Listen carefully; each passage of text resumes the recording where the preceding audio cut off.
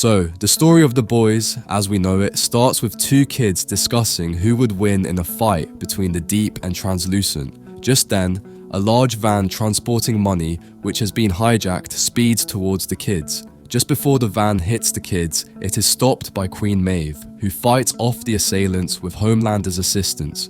News agencies report that Homelander and Queen Maeve never miss a chance at publicity, while Homelander is taking photographs with nearby pedestrians. Meanwhile, at Bryman Audio, Huey Campbell tries to talk to his manager.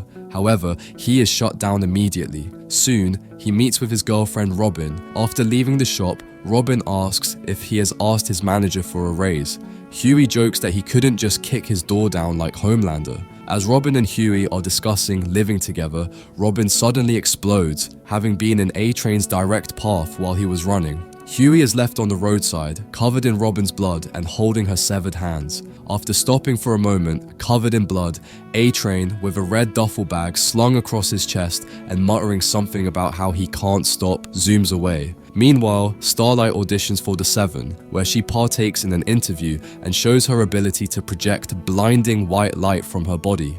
Meanwhile, Huey watches the news, in which A-Train states that he regrets the death of Robin, telling the whole world that she stepped out into the middle of the street while he was chasing bank robbers. A representative of Vought International arrives at his door, revealing that Vought would like to offer him $45,000 if he signs a non-disclosure agreement. He asks for time to think about it and has visions of himself attacking the representative.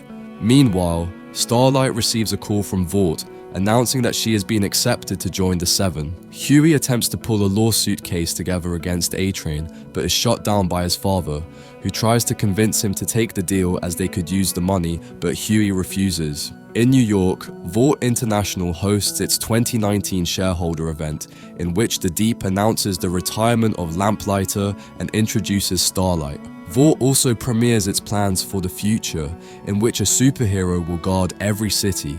At the Seven's headquarters, the Deep shows Starlight around. She says that she's standing where she always wanted to be, and even reveals that she once had a crush on the Deep as a kid. Prompted by this, the Deep removes his pants, which horrifies Starlight. The Deep, however, reveals that oral sex with him is the price she must pay to remain a member of the Seven. In order to persuade her, he blackmails her, saying that he is second in command of the Seven and will tell Homelander that she attacked him if she does not agree. At work, Huey is watching Translucent's interview on the Jimmy Fallon show when Billy Butcher enters. He introduces himself as FBI, saying that he has heard Huey's story and they should talk. Billy says that the Supes kill hundreds of people a year, but the public love the Supes, which is why nobody cares what they get up to. Billy brings Huey to an undercover super bar, saying that this is the only place Supes can be themselves. Billy shows Huey CCTV footage of A-Train at the bar, laughing about Robin's death, which encourages him to join Billy. Then,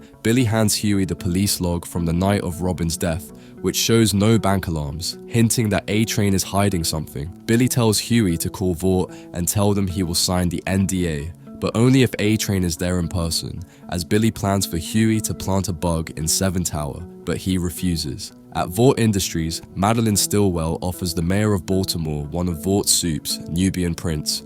She tries to barter a $300 million per year deal, but the mayor laughs, offering $200 million. The mayor claims that he knows about the existence of something called Compound V, and is willing to expose the truth if Madeline doesn't agree. Over the phone, Starlight attempts to tell her mother about what happened with the Deep, but just cries instead. Sitting on the same park bench, this gets Huey's attention, and they both say they're having bad days. Starlight admits that her life isn't what she thought it would be, while Huey reminisces about his time with Robin. Then, Huey meets again with Billy, declaring that he's in on the deal. Huey calls Vought, agreeing to take the deal, but only if A-Train apologizes in person. Meanwhile, at 7 Tower, Homelander holds a meeting. The Deep mocks Starlight, but she is able to stand her ground, insisting that she is in the Seven to stay. Billy takes Huey to 7 Tower, instructing him on how to plant the bug. Huey is hesitant and scared, but he is able to get past the security in 7 Tower and meets with A-Train. Huey follows Billy's instructions, but unbeknownst to him, he is witnessed by Translucent dropping the bug on the floor in the toilet. Then he signs the NDA and is able to plant the bug. Billy drops Huey back off at work, saying that he has done everything he needs him for at the moment. Madeline calls Steve, saying that she's willing to take $230 million for Nubian Prince and asks if he'll be discreet about the Compound V rumors. Then, Translucent confronts Huey at Bryman Audio about the bug planted in 7 Tower by assaulting and threatening him. However, Huey is saved by Billy, who smashes through the storefront, running Translucent over with a car. Billy and Translucent fight, eventually leading to Huey electrocuting Translucent. Meanwhile, on his flight, Steve and his son notice Homelander flying alongside their jet. His son questions whether they are friends, and just then, Homelander uses his heat vision to destroy the plane, killing everyone on board.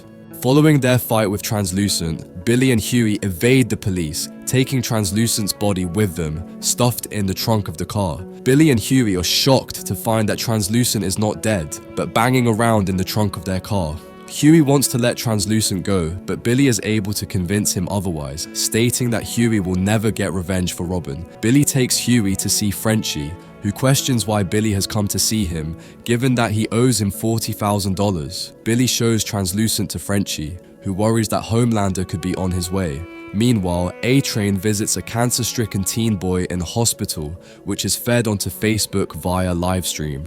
The boy is unhappy because he asked to meet Translucent, not A-Train. At 7 Tower, Madeline Stillwell and Ashley Barrett discuss Translucent's location. Ashley says that she does not know his location, and he hasn't triggered any of the motion sensors in the building. Starlight introduces herself to Black Noir, but he walks on without interacting.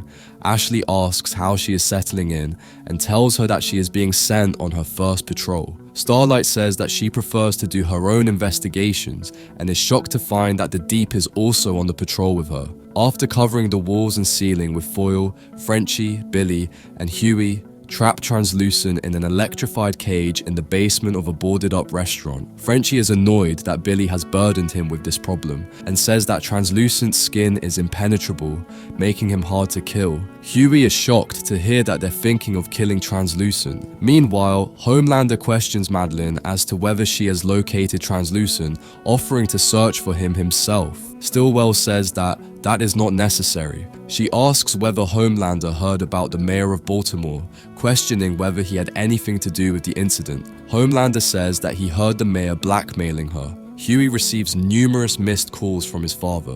When he returns the calls, his father expresses concerns about what happened at the AV store. Huey's father asks him to come home and be sensible. Homelander and the Deep meet at 7 Tower. During the meeting, Homelander questions why the Deep ran to Stillwell and revealed what he saw on the mayor's plane.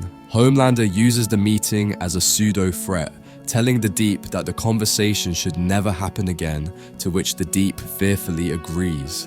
Frenchie works on creating a bullet coated in the same material as Translucent's skin, in hopes that it will be enough to penetrate his skin and kill him. Billy fires the shot. However, it bounces off his skin and Translucent laughs, cheerfully claiming that he's invincible and it is only a matter of time until the Seven come for him. Unnoticed, the bullet damaged the foil shielding on the ceiling. At 7 Tower, due to the damaged foil, the team are able to find Translucent's locator within a 10-block area. Madeline sends a security team, telling them to search door to door if necessary. At the docks, the Deep and Starlight investigate the case handed to them by Ashley. The Deep is angry that he has been handed low-level cases, believing that he could be so much more. Starlight lashes out over what happened the previous night. Starlight reveals that she found out that he is not number 2 in the 7, but is laughed at by everyone and is just the fish guy. The two apprehend a series of thugs smuggling pills through the docks, ironically hidden in Homelander toys, and Vought uses the bust as a publicity opportunity, which shocks and annoys Starlight. Meanwhile, Billy waits for Susan Rayner, Deputy Director of the CIA, congratulating her on the promotion and asking to see some of her files, including Translucent. Rayner questions why he wants to see the file, and Billy admits that he's looking to kill him and perhaps could find something in the files. Rayner, however, says that the files are buried and even she will not dig them up.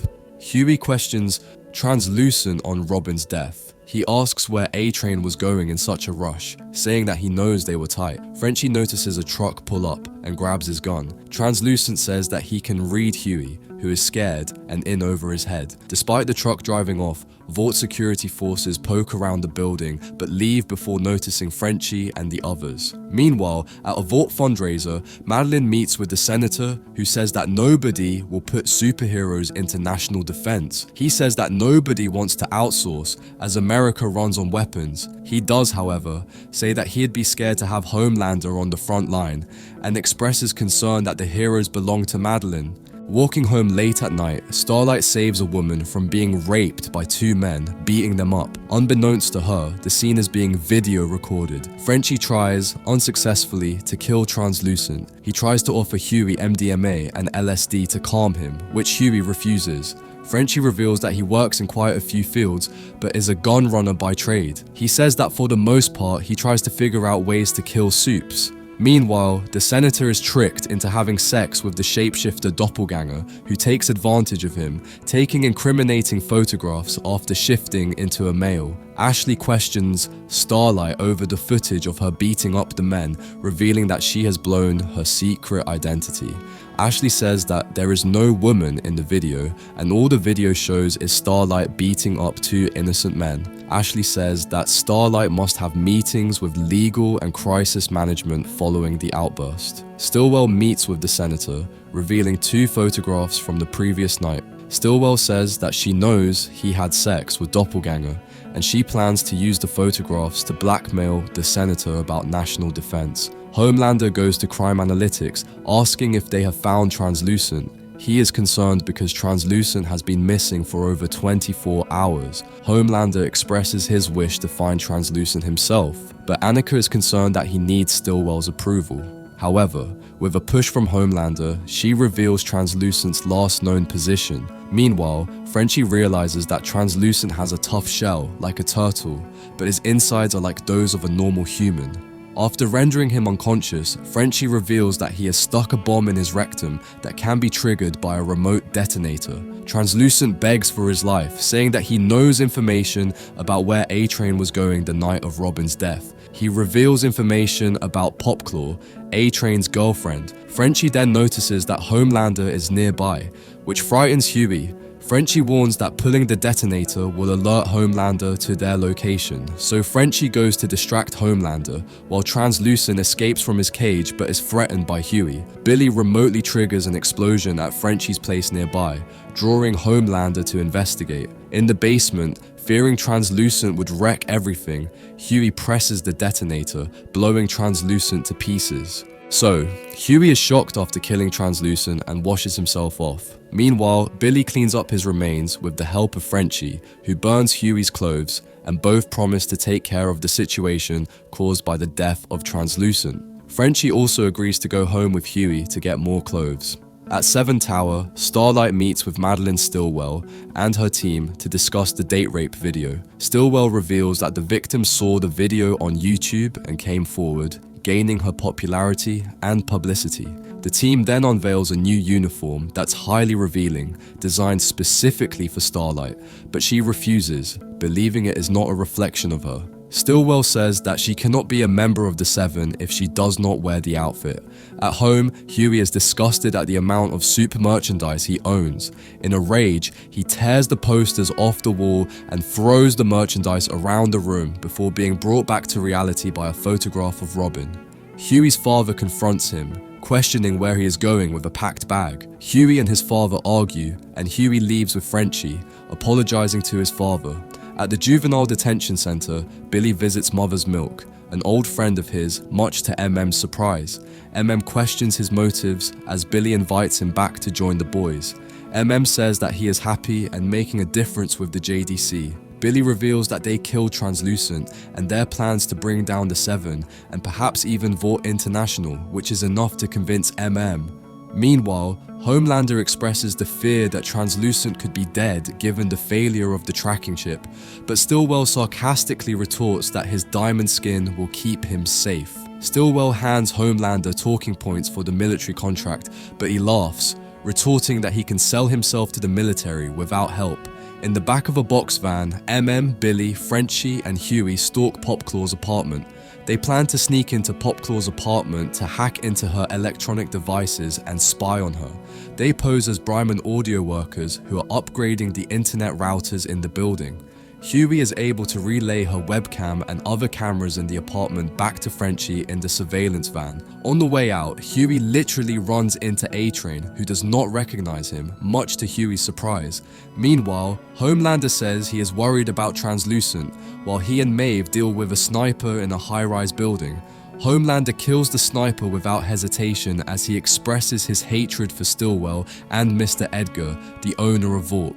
In order to make the killing appear to be self-defense, Maeve agrees to let Homelander shoot the assault rifle into her chest several times. Queen Maeve is also able to convince Homelander to make an appearance at A-Train's fastest man in the world race while being concerned about Homelander's ruthless killing. Butcher and the boys watch Popclaw and A-Train through the hacked computer connection. A-Train frets about losing the race tomorrow, revealing that Stillwell told him he is out of the Seven if he loses. A-Train considers using Compound V when Popclaw says that the last time he used the substance he ran through Robin. Popclaw is furious with A-Train after he says that she cannot go to the race with him tomorrow. She wants their relationship to be publicly known, but that requires Stillwell's permission, which A-Train refuses to request. Butcher decides that they must steal some of the substance for Frenchie to analyze. The boys then arrive at A-Train's race. Mother's Milk and Huey talk about Translucent's death, with Huey admitting that killing Translucent felt good. MM compares the rush Huey felt to the rush A-Train feels when he takes Compound V, which unsettles Huey. At the race, Queen Maeve interviews with a reporter, saying that if the people want the Seven in the military, they should order Congress to put them there. Meanwhile, Frenchie, with Huey distracting Starlight, is able to sneak into A-Train's changing room looking for the Compound V. However, he is unable to find it. When Shockwave arrives at the race, A-Train darts away to take the Compound V and is back in a blink. MM, watching Popclaw on the CCTV, notices something and leaves the race before it begins. And with help from the V, A-Train wins the race. So, in the surveillance van outside of Popclaw's apartment, MM watches as Popclaw eyes a vial of the Compound V. Annoyed by A-Train's remarks after the race, Popclaw injects the V, and Billy's gang watches as she works out, squat pressing huge barbells. Popclaw's landlord knocks at the door, asking for her rent. Inviting him in, Popclaw and he partake in sexual roleplay, which eventually leads to her crushing his head while sitting on it. Billy and Frenchie rush in to use this to blackmail Popclaw into telling them everything she knows about Compound V. Meanwhile, Homelander and the Deep show Stillwell a box containing Translucent's remains. The Deep reveals a spray-painted message inside the lid of the box, which reads, "Coming for you." Billy Butcher dreams of memories spent with his late wife, Becca. In the flashback, Billy remembers a time in which his wife tried to convince him to see a concert with her. They were happy and had a dog. Billy awakes from the dream, warming breakfast and watching a CCTV recording from January 24th, 2012. Butcher meets with Susan Rayner, telling her that he can stop the Supes from getting into the military. Rayner says that she doesn't care, and Billy shows Susan images of Popclaw and A-Train injecting Compound V. However, she dismisses him given the lack of a sample. Susan tells Billy that she'll reward him if he can get proof. Rayner says that she hasn't seen Translucent for a while, hinting that she knows what he did. Billy calls Popclaw, revealing that they haven't found anything, but have been watching the noodle shop for weeks. Popclaw admits that the Compound V comes from somewhere in the vicinity as A-Train comes back with the noodles after every V run. Outside the noodle shop, Mother's Milk, Huey and Frenchie catch a worker of the noodle shop pick up a package dropped on the floor. Following the guy into the backs of a supermarket, the trio find a warehouse full of boxes. At the back of the warehouse, in a barred room, they find a girl watching TV. They free the girl, despite warnings from the men not to, and she handily kills most of her captors before the last put a gun in his mouth to commit suicide. Meanwhile, the Deep, in a session with his therapist, worries that he is a nobody and one of the weakest members of the Seven. His therapist, however, is able to convince him otherwise and embrace his membership with the Seven as meaningful. Butcher arrives while the boys are searching the warehouse for clues. Mother's Milk finds a small syringe of compound V. They discover that A-Train is running the V to the warehouse, and the assailants are dosing Kimiko Miyashiro with it. Billy questions Huey's involvement with Starlight, encouraging him to go on a date with her and hack her phone. Meanwhile, Stillwell discusses Translucent's death, and the idea that the world should not find out about the death. Her team discusses the idea of telling the world that he is on a classified mission, which Stillwell agrees with. Stillwell receives a call that a flight has been hijacked over the mid-Atlantic. She scrambles Homelander and Queen Maeve to save the plane, admitting that Congress will not deny a deal if they bring the passengers back alive.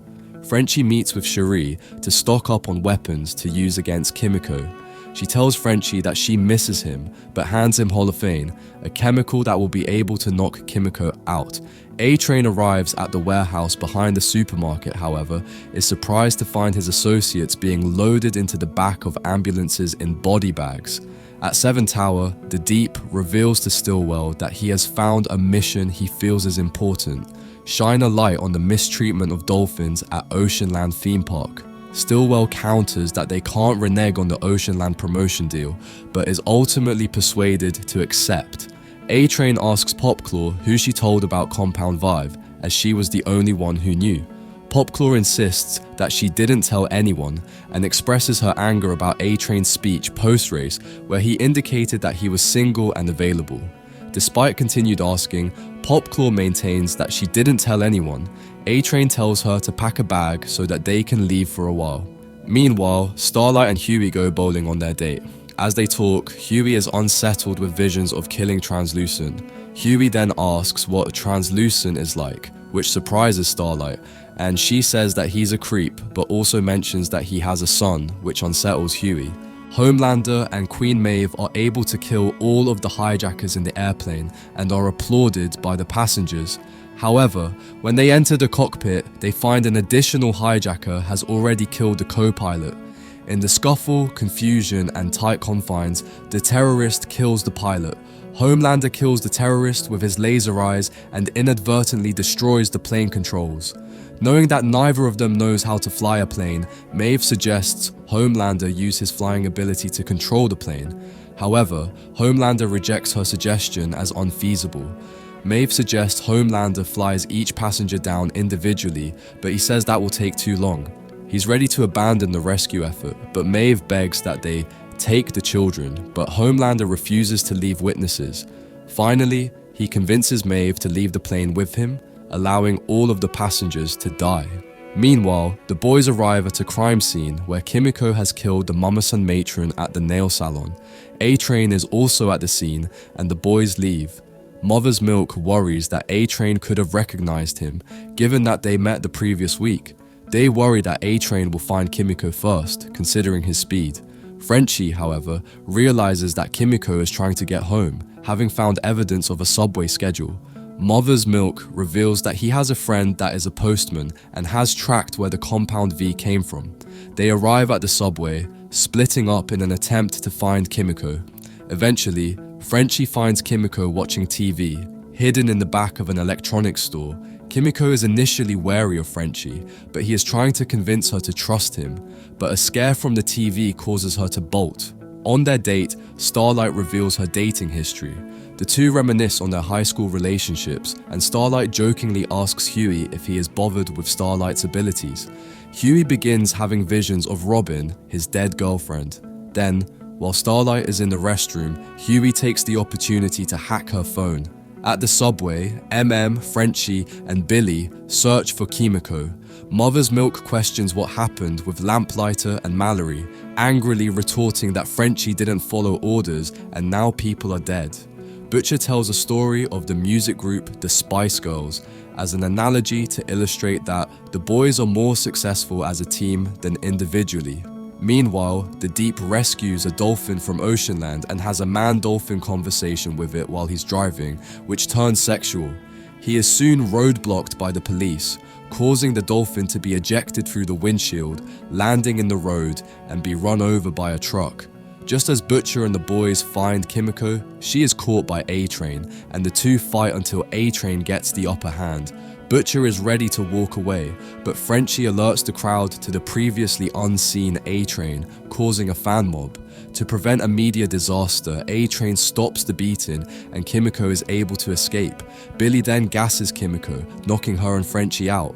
On the beach where the plane wreckage is washing ashore, Queen Maeve grieves over the lives they could not save, and Homelander gives a speech to the news crews about how the passengers didn't have to die.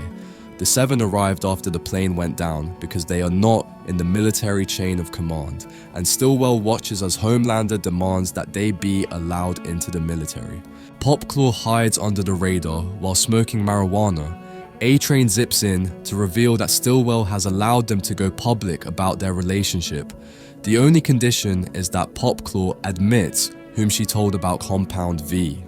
Popclaw reveals that she didn't know their names but describes them to A-Train. After telling her he loves her, A-Train injects her with multiple doses of heroin, killing her. A-Train reveals to Homelander at Seven Tower that Popclaw has died, following a heroin overdose. Homelander questions A-Train's use of Compound V, with A-Train trying to convince Homelander that he isn't using it anymore, and promises to find Kimiko on a prompt from Homelander. Frenchie cooks a meal for Kimiko, trying to engage in conversation with her. Kimiko, however, is unwilling to talk and lunges at Frenchie, who's only saved by the chains that bind her. At the Believe Expo, Starlight and Huey get to know each other. Starlight introduces Huey to her mother, who disdainfully questions if Huey works at Vought International. Then Ezekiel makes an appearance on stage. Mother's Milk and Billy Butcher survey the area for CCTV and security. Billy shows Huey a video from the club where Ezekiel was engaging in sexual acts with males, and tells Huey that he must blackmail Ezekiel into revealing information about Compound V. While Homelander gives a remembrance speech about those they couldn't save aboard Flight 37, Queen Maeve is angered and leaves the speech early. Homelander tries to convince her that they do what they have to. However, Maeve is hesitant to agree. Huey, MM, and Billy engage in a conversation about beliefs. While talking to her mom, Starlight questions why she had to lie about sex in the teen roundtable session. Starlight expresses concern that she's uncomfortable. Either the festival has changed or she's changed. Huey asks Starlight if she can get him a special pass to see Ezekiel, and she agrees. Homelander arrives at the festival, asking to see Madeline. However, Ashley reveals that she isn't at the festival. Instantly, Homelander flies away, confronting Madeline, questioning the speech he has been given. Stillwell, however, admits that the speech is geared towards getting the Seven into the military, which annoys Homelander, who is conscious of the fact that her son, Teddy Stillwell, is getting in his way. Meanwhile, Billy is visibly angry as he goes to visit Rachel, his wife's sister. He is angry that they have purchased a headstone for Becca, despite never having found her body. However, Rachel admits that her mother wants somewhere to talk to her daughter. Billy becomes visibly angry. However, Rachel retorts that they all miss her.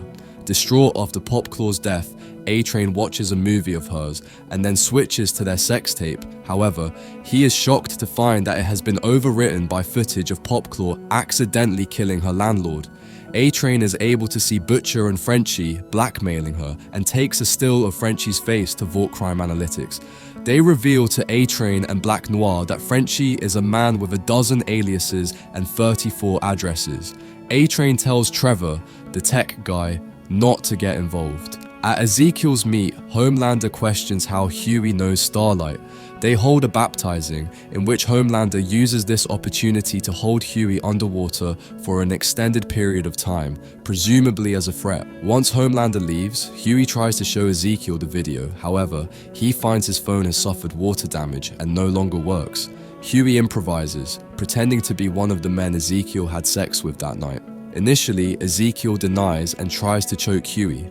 He only stops when Huey tells him that there is a video ready to be posted online. Huey blackmails Ezekiel into revealing everything he knows about Compound V. Huey reveals what he has found to Mother's Milk, including the location of the latest shipment, and reveals the information to Butcher. Homelander gives a speech at the end of the festival, however, much to Stillwell's dismay, who watches from Seven Tower. Homelander strays from the script, admitting that he answers to a higher power and will not walk the wait for Congress's approval to protect America.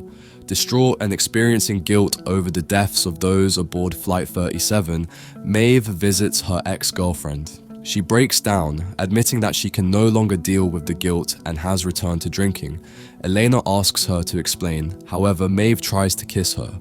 After Elena refuses, Maeve realizes it was a bad idea and leaves suddenly. Meanwhile, Cherie calls Frenchie, revealing that Black Noir was just outside of her apartment. Frenchie asks which location they have, to which she responds that they more than likely have them all. At the hospital, Mother's Milk and Butcher try to intercept the shipment of Compound V. They receive a call from Frenchie, who admits that he has been made and needs to take off. Butcher tells him to leave Kimiko, however, he is wary, worrying about what Black Noir and A-Train will do if they find her. Frenchie talks with Kimiko, who seems scared at the prospect of being left behind. Frenchie unchains Kimiko, who leaves quickly. On stage, Starlight reads from a teleprompter script. The script talks about her acceptance of God, however she becomes visibly annoyed and asks for the music to be stopped. She reveals to the audience that she doesn't believe the script she's been given. Stillwell and the Deep watch from Seven Tower, surprised by Starlight's actions. She reveals to the audience the sexual assault that occurred between her and the Deep, but does not reveal his name. At the hospital, Butcher and find the hospital injecting newborns with Compound V through an intravenous line. The eyes of the baby in the incubator emit energy, and they are shocked to find that soups are engineered in a lab, not born the way they are. Meanwhile, Starlight and Huey enter into a heated debate, with Starlight admitting that she didn't appreciate him using her to get to Ezekiel. Huey apologizes, admitting that his girlfriend died recently and he is just looking for a way out. Butcher extracts some of the Compound V, but they are interrupted by men shooting at them with assault rifles. But Billy grabs the baby and uses his laser eyes to kill all of the men. On CCTV, Stillwell notices Homelander watching her through the wall.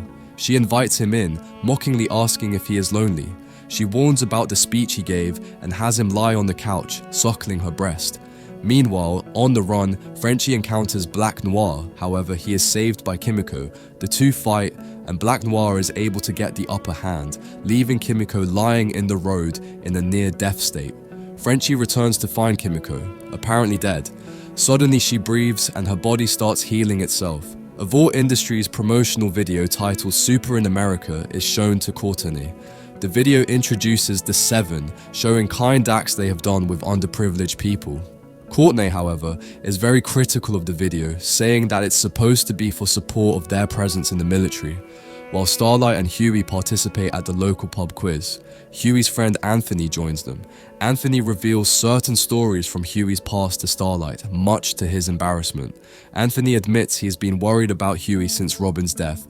However, Huey deflects, saying that he wanted a fresh start. Mother's Milk reveals to the boys information he has found about shipments of Compound V. He reveals that Samaritan's Embrace is a company bankrolled by Vought Industries that ships the compound to hospitals around the US.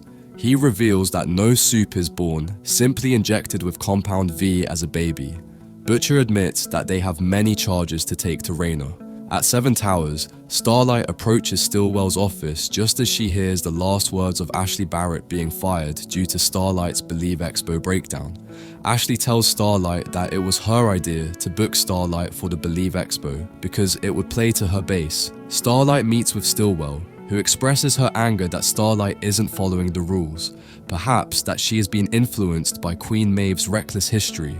Starlight refuses to obey Stillwell, demanding that she be allowed to save people and follow her own rules. Stillwell contemplates firing Starlight.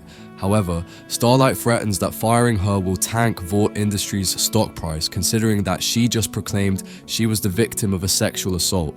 She also threatens to reveal that it was the Deep who harassed her and points out how she's aware she's not the first victim, precisely because Stillwell keeps covering for him. Should Stillwell fire Starlight, she will sink as well. Angry but with no other options, she dismisses Starlight without further threat. Meanwhile, the Deep and A-Train film their respective parts of the promotional video. A-Train is questioned about knowing Popclaw, however, he replies that he hasn't seen her in years. Queen Maeve runs into Starlight at Seven Tower, and Starlight admits that she was a fan of Maeve as a child, wanting to be exactly like her, having memorized much of her autobiography. Now she assumes that it was more likely written for marketing. Somewhere else, Frenchie questions what Mother's Milk really thinks about Kimiko, and reveals that they could use the help of Mesmer to get information from Kimiko. Initially refuses, but Frenchie is able to get him to agree to the idea. Butcher and Huey attend an ACDS meeting, a meeting between people who have experienced collateral damage incidents with soups, and Butcher uses this to convince Huey to think differently of Starlight. At Seven Tower, Stillwell tells the Deep he is going to take a break from the Seven and make a public apology before people begin speaking out about the Deep. He expresses his dismay, but films the apology video nevertheless, admitting to the public that he thought that the incident with Starlight was consensual. Mother's Milk meets with Mesmer. He reveals that he is aware that Mesmer uses his telepathic skills to profit from insider trading. He allows Mesmer to look inside his head, revealing who he is. Takes Mesmer to see Cleo, his estranged daughter, and he promises to be in her life more. He is saddened when she reveals she doesn't really know him. Mesmer agrees to the deal of being allowed to see Cleo 1 hour per month, supervised, in exchange for him reading Kimiko Miyashiro's mind. Meanwhile, Billy reveals information about his late wife to Huey, including the fact that Homelander raped her. Billy reveals that nobody has seen her in 8 years. Butcher theorizes that either Homelander killed her or she killed herself. Billy uses the talk to remind Huey who his friends are and who his enemies are.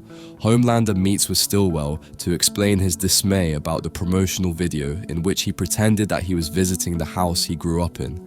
Stillwell uses Homelander's sexual attraction to her to convince him to finish the promotional video. Mesmer attempts to read Kimiko's mind, however it brings up such raw emotional memories, and she inadvertently breaks his wrist.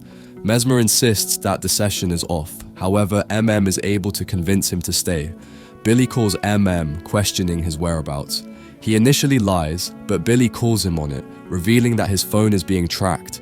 Elena shows up at the filming of Maeve's promotional video. Maeve tries to have a moment alone with Eleanor, but the film crew secretly keeps recording. Eleanor questions why she hasn't replied to her messages. Maeve insists that she was just looking for a hookup, however Elena can tell that she is lying. Butcher arrives at Mesmer's house declaring that they have to kill Mesmer now, but refuses. Trying again to read Kimiko, Mesmer reveals that Kimiko was a terrorist before being captured. This saddens Frenchie, who refuses to believe it. Huey questions why Vought would give Compound 5 to terrorists, with Butcher deducing that Vought is crafting supervillains to justify getting the Seven into the military. After pleading by Frenchie, Kimiko shows Mesmer memories from her past. When she was young, her parents were killed, she and her brother were kidnapped, forced to be soldiers, and now she wants to save her brother. Butcher reveals what he has found to Raina, teasing her with a sample of Compound V. Billy issues a list of demands, including that his team receive a salary, an office, and her word that Homelander be prosecuted. Raina admits that she can meet all of his demands, with the exception of prosecuting Homelander. Raina fears that pushing Homelander too hard will result in thousands of deaths.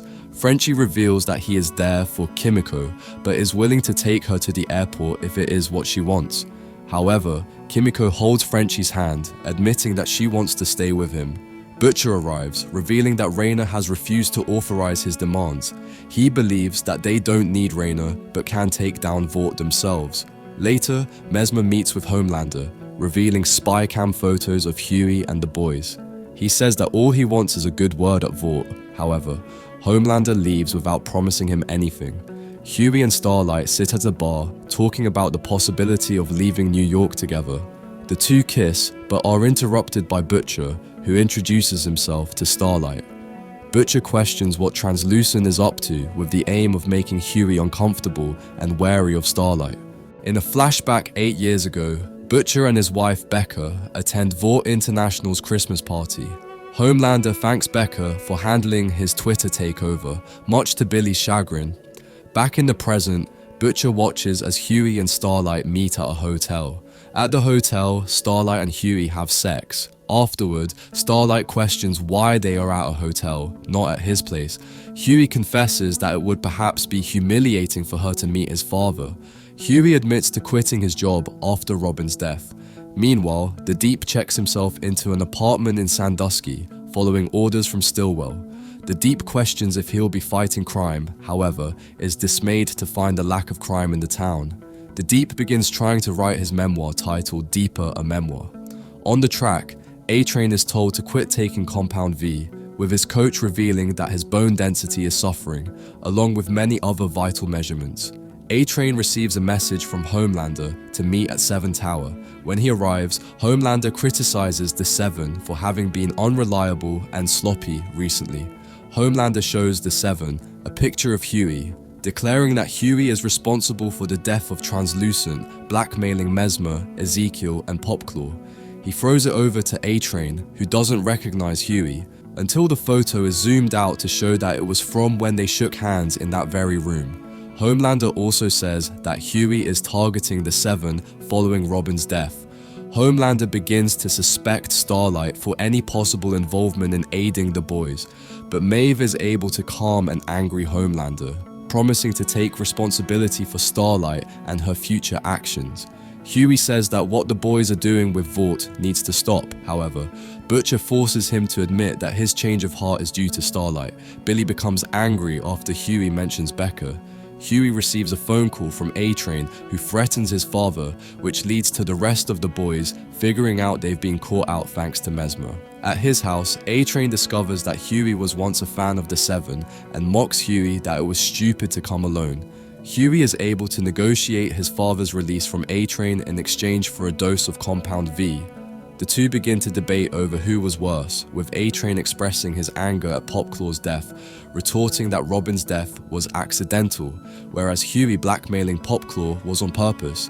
In a flash, Kimiko arrives, breaking A-Train's leg with a crowbar, with Huey sarcastically remarking that it would have been stupid to come alone.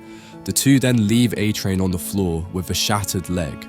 At their home, Monique and Mother's Milk argue about MM's involvement with Butcher, with Monique eventually agreeing to evacuate to a safe location. After Stillwell finishes a call with the senator, she reveals to Homelander that they only need 3 votes to get the 7 into the military. Homelander questions if Stillwell remembers Becca Butcher, revealing that she is missing, presumed dead. Homelander asks what happened to her, however Stillwell says that she presumed Becca just quit. At a subway station, Butcher confronts a scared Mesmer, who pleads he did what he did out of fear of Homelander. Butcher physically attacks Mesmer, which allows him to read his thoughts. Mesmer attempts to convince Butcher that he can help him find his wife, but Butcher repeatedly smashes his head into a sink, killing him. In a flashback, a CIA official, Grace Mallory, shows Butcher footage of Becca entering Homelander's office, then leaving, disheveled after being alone for 3 hours. Mallory then recruits Butcher, and later the two would go on to found the boys.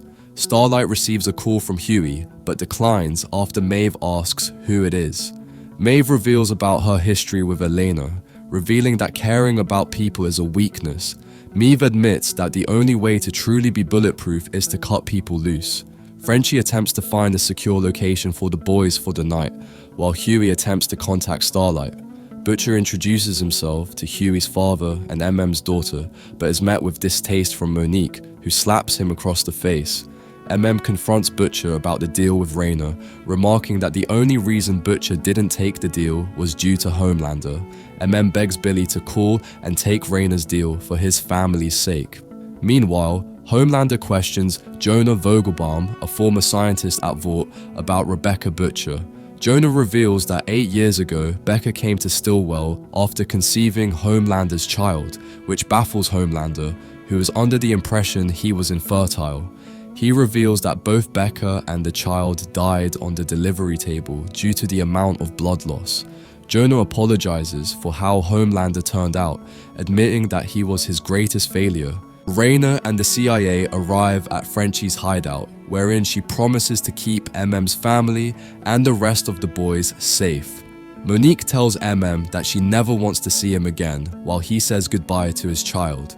Despite Homelander being out of the deal, Billy takes the deal with Raina, handing over a vial of compound V. Raina tells Stillwell that Vought has been caught out lying to the public about soups and how they're created. Stillwell refuses to acknowledge Kimiko's existence, but is surprised when Raina tells her to pull the military deal. Raina remarks that they go back to being superheroes, or the CIA goes public and tanks Vought shares. Raina is pulled from the meeting early to be shown footage of a SEAL team assault ending with a super terrorist, Naquib blowing up their operatives and walking away unscathed. Huey meets with Starlight in the park, with Starlight questioning if Huey killed Translucent. Starlight is upset that Huey has been using her to get back at A-Train, grabbing Huey and attempting to turn him into the police. Huey is scared that he will be killed. However, Starlight admits Vought will want to drag out the trial. Then Starlight is surprised and confused when Huey reveals the existence of Compound V. Just then, Billy arrives and shoots Starlight in the chest twice with a sniper rifle, allowing Huey to run away. In Syria, US troops approach a drug warehouse under cover of darkness when Homelander arrives. Homelander tells the troops to go for a break as he will handle the search. Inside the building, Homelander uses his laser eyes to kill the assailants. He exits the building with a vial of Compound V. In a meeting with Stillwell, US Secretary of Defense Robert Singer questions how a Syrian gang has gotten hold of Vaught's compound, which she stonewalls. However, Stillwell admits that given the power of the soups, Compound V is the only way to beat them. On a call with Raina, she reveals to Butcher that the CIA has decided to keep the existence of Compound V classified to keep Vought happy. Mother's Milk tries to sell the story to a newspaper, but gets turned down. Raina reveals that the boys are wanted fugitives now. Mother's Milk and Frenchie decide they need to split up and go their separate ways, but Billy has other ideas. Starlight returns home, reminiscing about her father. She questions her mother about her knowledge of Compound V and what it does. Initially, her mother denies knowing about its existence, but eventually reveals that Vought promised that Starlight would have an extraordinary life as a result of the experiments. This angers Starlight, who is upset that she never got to choose who she was. Much to Starlight's dismay, her mother reveals that her father left because he no longer agreed with what they had done. The Deep and Jeff drink and the Deep questions when he ships out. However, Jeff congenially reveals that Vought doesn't want the Deep to leave Sandusky, and that the marketing department has created new promotional material based on him staying there. Meanwhile, Billy introduces Huey to Grace Mallory, the founder of the boys. Billy reveals that the boys are back together. However, Grace refuses to help them, but Billy says that she owes him. Frenchie, Kimiko, and Mother's Milk are ambushed in their motel room by commandos. Kimiko initially fights back and tries to escape, but is tranquilized by one of the assailants. Grace refuses to help the boys, revealing that the promise between them ended when the lamplighter incinerated her grandchildren. Grace admits that she regrets training Butcher and aiming him at Homelander. Grace agrees to reveal that Homelander and Stillwell have a complicated relationship, and perhaps she may know his weakness. With this, Billy agrees not to return in the future. Leaving the hospital, A-Train goes shopping, but is upset looking at Shockwave promotional material. A-Train gets into a heated discussion with the security guard who racially profiles him. The security guard does not at first believe he is A-Train, but is quickly corrected by public onlookers, recording the interaction on their phones. Billy and Huey drive past the motel room, with Billy revealing that the boys are gone, taken by some black ops unit, most likely working on behalf of Vought. Huey begs to go back and save the boys, but Billy remarks that Frenchie and MM would want them to finish the job. Huey realizes that all Billy cares about is Homelander, agreeing that Grace was right about Billy. With this, Billy leaves Huey behind. Upset about Vaught's decision to leave him behind, the Deep shaves his head and his body, berating himself for being an idiot. Huey finds Starlight listening to the choir at an otherwise empty church, asking for her help, much to her shock. Starlight believes he wants to lie to her, but Huey admits that he wants to tell Starlight the truth, using the tale of Naquib to convince her. Huey wants Starlight to use her security clearance to find Naquib. Starlight refuses, questioning why she would ever help him. Huey remarks that Vought is doing evil things, and it's Starlight's job, as a superhero, to stop them. Huey admits that he was spiraling out of control until Starlight took him bowling. A-Train is exerting himself, pulling a locomotive like a sled dog. Nathan arrives and tells him that he should be resting, but A-Train says that he is healed. Nathan surmises that A-Train is using Compound V again to heal quicker. A-Train denies it, but Nathan refuses to believe him and abandons him. Black Noir plays the piano at a Vought fundraiser. Mr. Edgar, Vought CEO, arrives at the fundraiser, giving Stillwell a bonus and moving her down to his floor. He reveals that someone needs to run Vought when he moves to Belize, which excites Stillwell. Starlight vomits in the toilets, followed by Maeve, who reveals that her arm never healed correctly when she broke all of the bones in her arm, providing evidence that Vaught's marketing didn't fabricate that story. Maeve reveals that she was like Starlight once and really did want to make a difference until Vought corrupted her into the woman she is today. She tells Starlight to stay as the annoying, goody, two-shoes asshole that she is. Starlight takes her advice and decides to help Huey, and the gang takes down Vought. Homelander confronts Stillwell over his findings from Vogelbaum. Homelander admits that he planned for Naquib to show up just as they needed to sway the Congress into letting them in the military. Homelander admits that he and A-Train used Compound V to supercharge terrorists, much to Stillwell's shock. Homelander says that there are soups that only the Seven can fight all over the globe now. Stillwell takes Homelander to her office, where the two have sex, but Homelander climaxes very quickly and apologizes for it. Frenchie and Mother's Milk are seen locked in a cage, with Frenchie questioning why didn't reveal he had a daughter. Mem admits that he wanted her to be clean, but now he'll probably never see her again. Frenchie worries that Kimiko is in trouble, and Mem tries to console him. Stillwell reveals to Homelander that Edgar offered her his job in the future, but Homelander worries whether Madeline will still be there for him on the day-to-day. They both promise to not keep any more secrets from one another. Stillwell apologizes for not telling Homelander about his child, as she wanted to spare him the pain. Huey goes back to the motel and is immediately subdued by the commandos. They throw Huey into the cage with Frenchie and who question him about Butcher's whereabouts. Huey relays that Butcher has gone after Homelander while he has come to rescue them. Frenchie is grateful, but astounded by the utter futility of the idea. Huey then reveals that he got himself captured on purpose, and there is a wire lodged in his orthodontic retainer that Frenchie can use to pick the lock. As a result, they are able to escape and overpower the guards. Later, Stillwell arrives at home looking for her son and the nanny, but finds Billy waiting for her in the dark. Madeline asks what Butcher wants, with him questioning Homelander's weakness. She denies any, but Billy tells her that Stillwell is Homelander's weakness, which surprises her. Frenchie and the boys look for Kimiko, finding her strapped to a hospital bed when the guards arrive and shoot at them. Frenchie is shot in the shoulder, passing Huey the gun while saves Kimiko. Is able to save Kimiko, however she is severely weakened. Huey runs out of bullets and the boys are trapped behind a barricade. As they prepare to be taken, a blinding light takes out their assailants. As Starlight escorts them away, they are confronted by A-Train. Huey sends Frenchie, and Kimiko on, while he and Starlight confront A-Train. Starlight attempts to use her abilities on A-Train, however, he is barely able to outrun them. A-Train admits that he is the one who killed Popclaw, but it was Huey's fault. Just as A-Train moves to attack Huey, he suffers a heart attack and collapses. Huey tries to resuscitate A-Train, but Starlight takes over, saying that Homelander will never stop coming after him and tells Huey to run as Vought is on the way. Butcher has an array of C4 explosives strapped to Stillwell when Homelander arrives. However, Homelander brings Teddy, believing that Butcher would not put the child in danger. Homelander pushes Butcher, boasting about the sex he had with Becca. Homelander questions Billy's endgame, to which he reveals he just wants to hurt Homelander. Questioning if Butcher has any proof that Homelander killed his wife, Billy goes quiet, with Homelander questioning Stillwell about Becca and his baby. Homelander says that Vogelbaum and Stillwell's stories had some discrepancies, so he went back to Vogelbaum, getting the real truth out of him, that Vought put Becca and her child into witness protection for the past 8 years.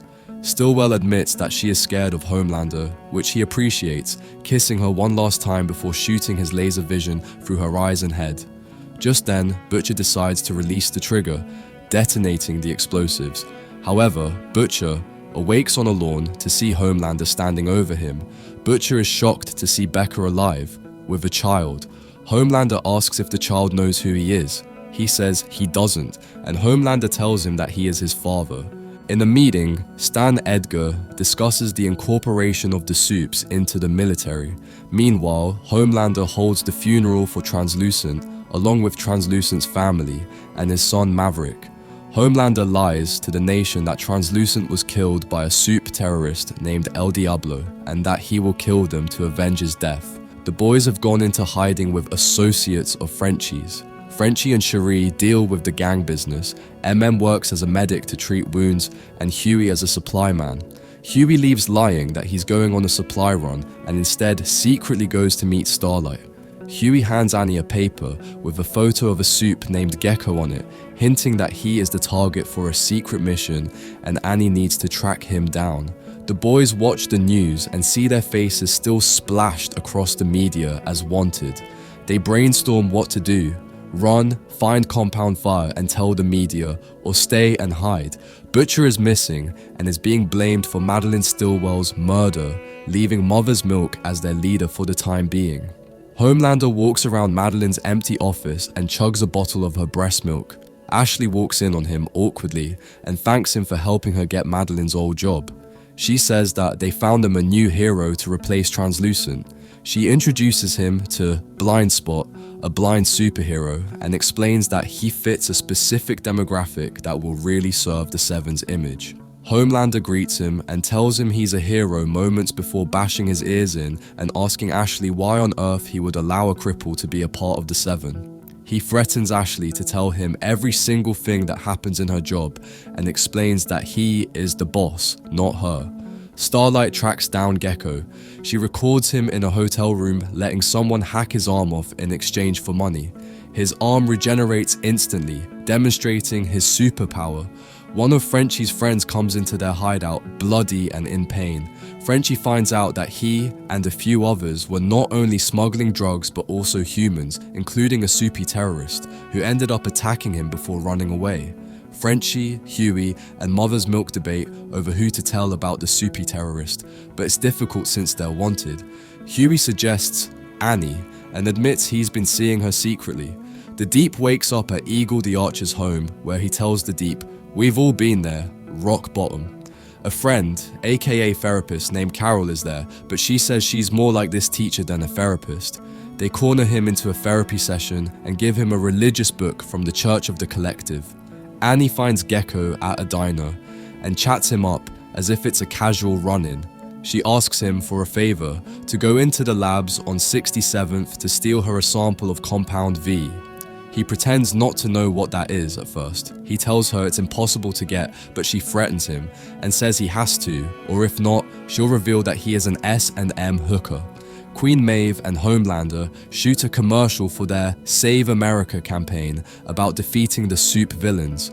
Stormfront comes to the set and introduces herself as the newest member of the Seven, shocking Ashley, Homelander, and Maeve.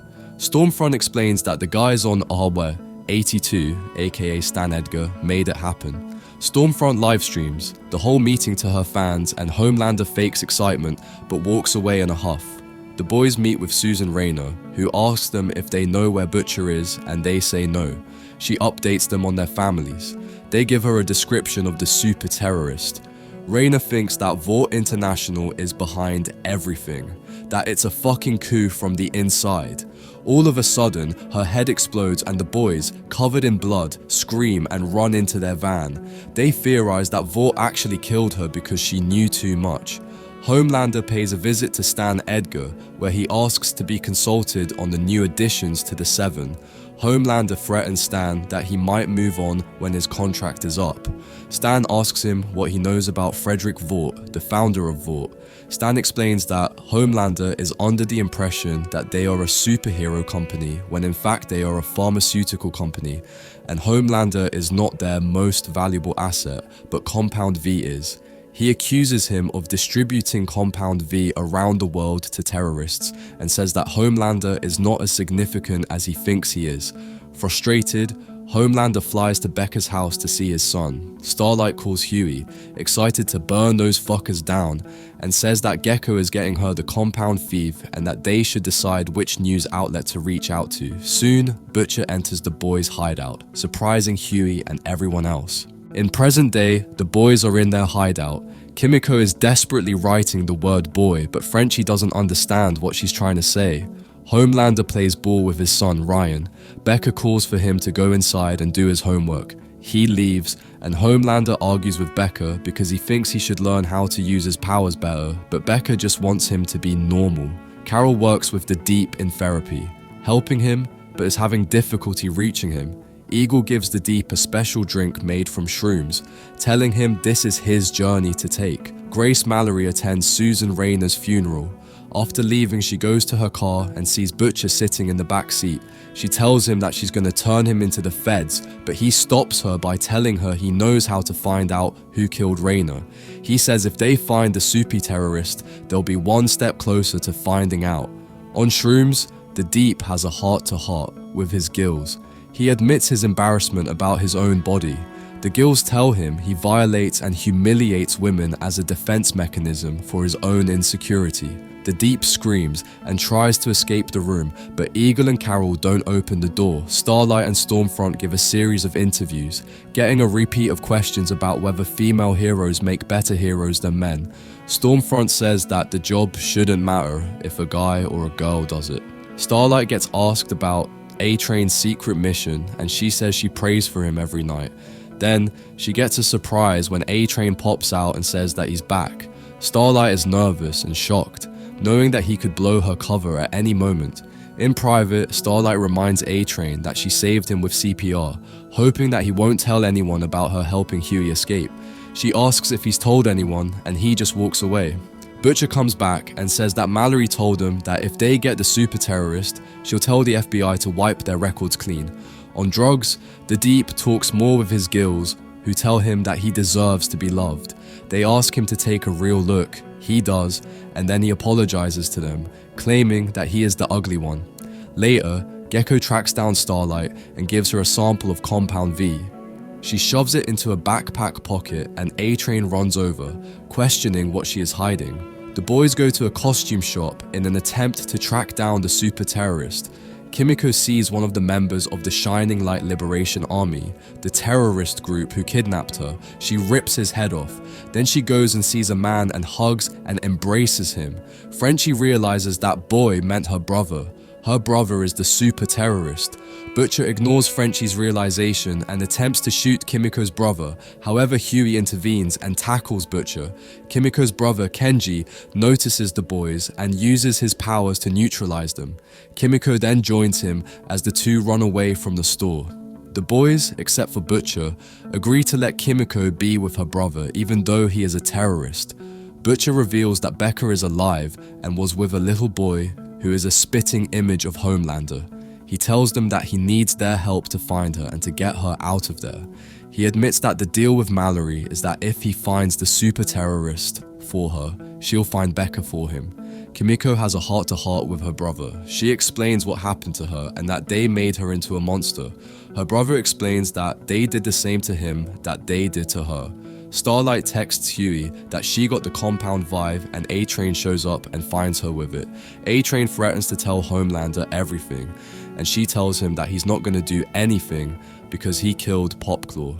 She has proof to show that it wasn't suicide. They have a standoff and A-Train leaves. Kimiko's brother tells her that the Shining Light Liberation Army stands up for injustice, that the Americans killed their entire village and they're the bad ones. Kimiko begs him to stay and run with her, but he refuses and they get into a fight. Kenji attempts to run, but Kimiko puts him in a chokehold and he passes out. The boys arrive in a van and put Kenji into the back of the van. Butcher punches Huey and tells him if he comes between him and his missus again, he will kill him. The boys are on a yacht sailing in the ocean.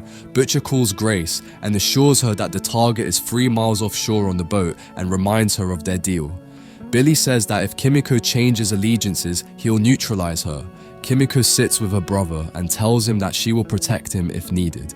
He asks her to free him and she tears up and says sorry. Becca makes breakfast for her son and Homelander imposes on the meal, to her discontent. A writer pitches the plot of the new A Dawn of the Seven movie, and Stormfront verbally rips him apart for his sexist portrayals of women. Ashley runs away after reading a worrying message on her phone. She talks to Stan Edgar and insists that they must tell Homelander, but Edgar tells her that Homelander isn't as important as this crisis. So, the news about Compound V hits the news stations. Starlight watches the news happily, and A-Train comes to confront her, knowing that she is up to something. The Deep opens up to Eagle and Carol about his life of hearing the fish, lobsters, and other sea animals beg for their lives in restaurants and pet stores. He's devastated when he hears the news that he wasn't born that way. Black Noir also cries in a corner after hearing the news. Huey is elated after seeing that they actually did something. Mother's Milk jumps in joy when seeing what Huey did, along with the rest of the group. Butcher reminds them to stop celebrating and keep their eyes on the ball because they still have a lot at stake.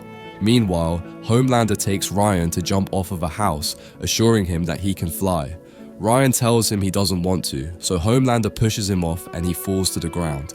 Becca rushes out to help him, and Homelander insists that he's fine because he's his son. He tells Becca she isn't raising him the right way and he grabs her wrist. Ryan intervenes and pushes him to the ground, telling him to get his hands off of her. His eyes glow red as he screams at Homelander to go away and to leave them alone. Frenchie talks to Kimiko's brother and asks him to help him understand her. He explains that her sign language is their own special language. Frenchie asks to learn, but he refuses. So, Frenchie walks out and leaves a bag of chips and a soda. A police helicopter approaches that boat and yells out that they are all under arrest.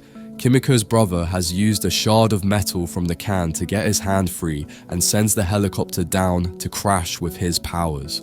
The group runs, but Huey is distraught seeing that the people in the helicopter might have died. Stan Edgar tells the Seven that they are a team and that they will focus on the priority, the super terrorist, and taking him down. Homelander tells the team that he doesn't mind if Vought burns to the ground. The Seven, however, are like his real family, and they must stick together. The boys are being chased in the yacht by sharks directed by the Deep, who races alongside the boat on a sperm whale. They approach the shore where the Deep has positioned the whale to block their escape route. Butcher drives his boat directly into the whale, penetrating its side and throwing the Deep to the ground and knocking him out. The boys retreat into a sewer outlet, making their way through the tunnels to find the FBI hideout. Meanwhile, the Seven walk up to the beach to find the Deep crying over the dead whale, Lucy. A-Train runs ahead to find the boys, but he gets dizzy as his heart starts pounding to hard and needs to stop. Starlight goes down a different tunnel and runs into Huey. She knocks him down with her light as Homelander comes up behind her and commands her to kill him to prove her allegiance. But Butcher calls out to Homelander to distract him. Just then, Kenji steps forward and causes the tunnel to collapse, bringing cement and cars down onto Homelander. He turns to his sister and then jumps through the hole to escape. Kimiko runs after him and begs him to stop. The two siblings make it to the rooftops where Kenji tries to escape, however Kimiko is caught by Stormfront. About to kill her, Kenji intervenes, saving Kimiko's life. Stormfront then incapacitates Kimiko and viciously breaks Kenji's wrists. Stormfront then kills Kimiko's brother, calling him a fucking yellow bastard, and heartlessly tells him to open his eyes because she likes to see the light go out of her victims. A horrified and distraught Kimiko sees her brother die, but has to run because Homelander has returned. Stan Edgar holds a press conference, denying knowledge of Compound V and claims to do a full investigation on it. He blames it on Madeline Stillwell and vows to get to the bottom of it. He introduces Stormfront as the savior of the day, and the crowd goes wild in admiration, while a disgruntled Homelander glares hatefully at Stormfront. At the same time, the boys stare at the TV screen in their hideout, all bloody and enraged. Frenchie comforts Kimiko and tells her it wasn't her fault. He kisses her and she pushes him off. Homelander flies to a house where Madeline Stillwell is there to greet him. She sticks her fingers in his mouth and calls him a good boy. Meanwhile, Butcher tells Grace Mallory that they hit a dead end on the hunt for Susan Rayner's murderer. Mallory tells him that she found Becca in a Vought facility, and she gives him the location, even though he didn't hold up his end of the deal. Homelander complains to Madeline about Stormfront saving the day and claims that she is the new face of the Seven. She comforts him, then all of a sudden turns into Doppelganger.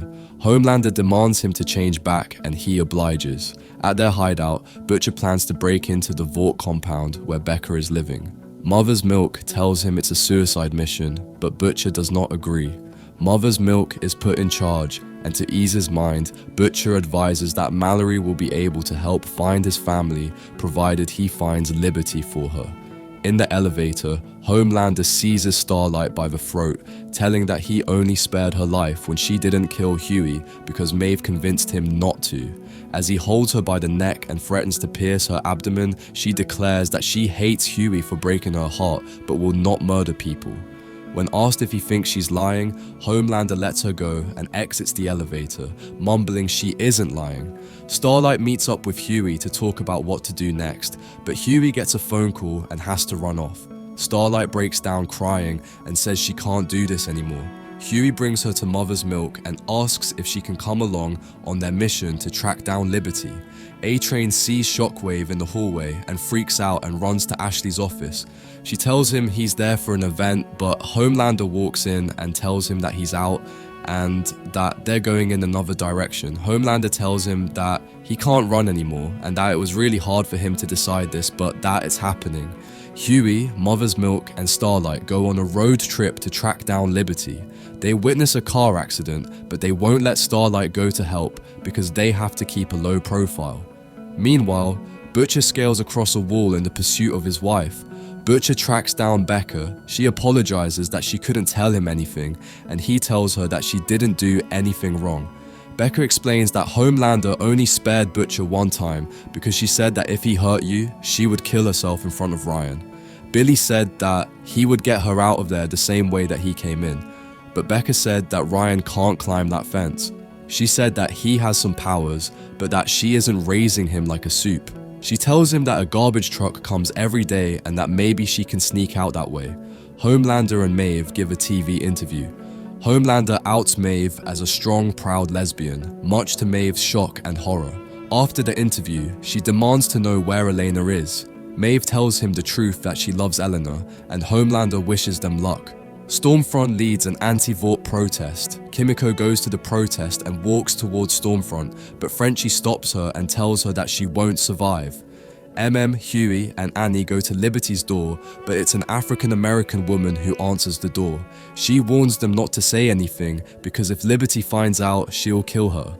Huey explains that nobody's seen Liberty since 1979. The woman disagrees and shows a newspaper article and points to a photo of Stormfront, saying that she is Liberty.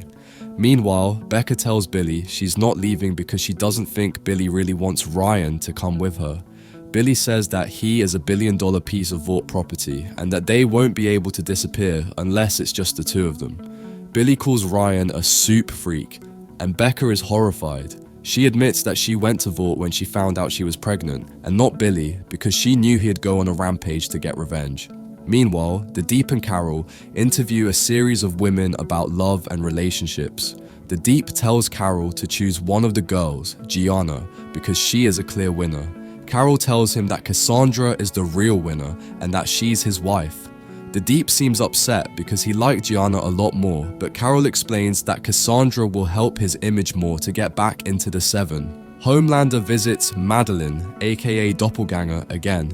Homelander seems upset and tells her that he doesn't need anyone but himself.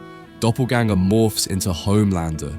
He tells Homelander that he's the best and that he's gonna suck him off, but Homelander tells Doppelganger he's pathetic and kills him by snapping his neck.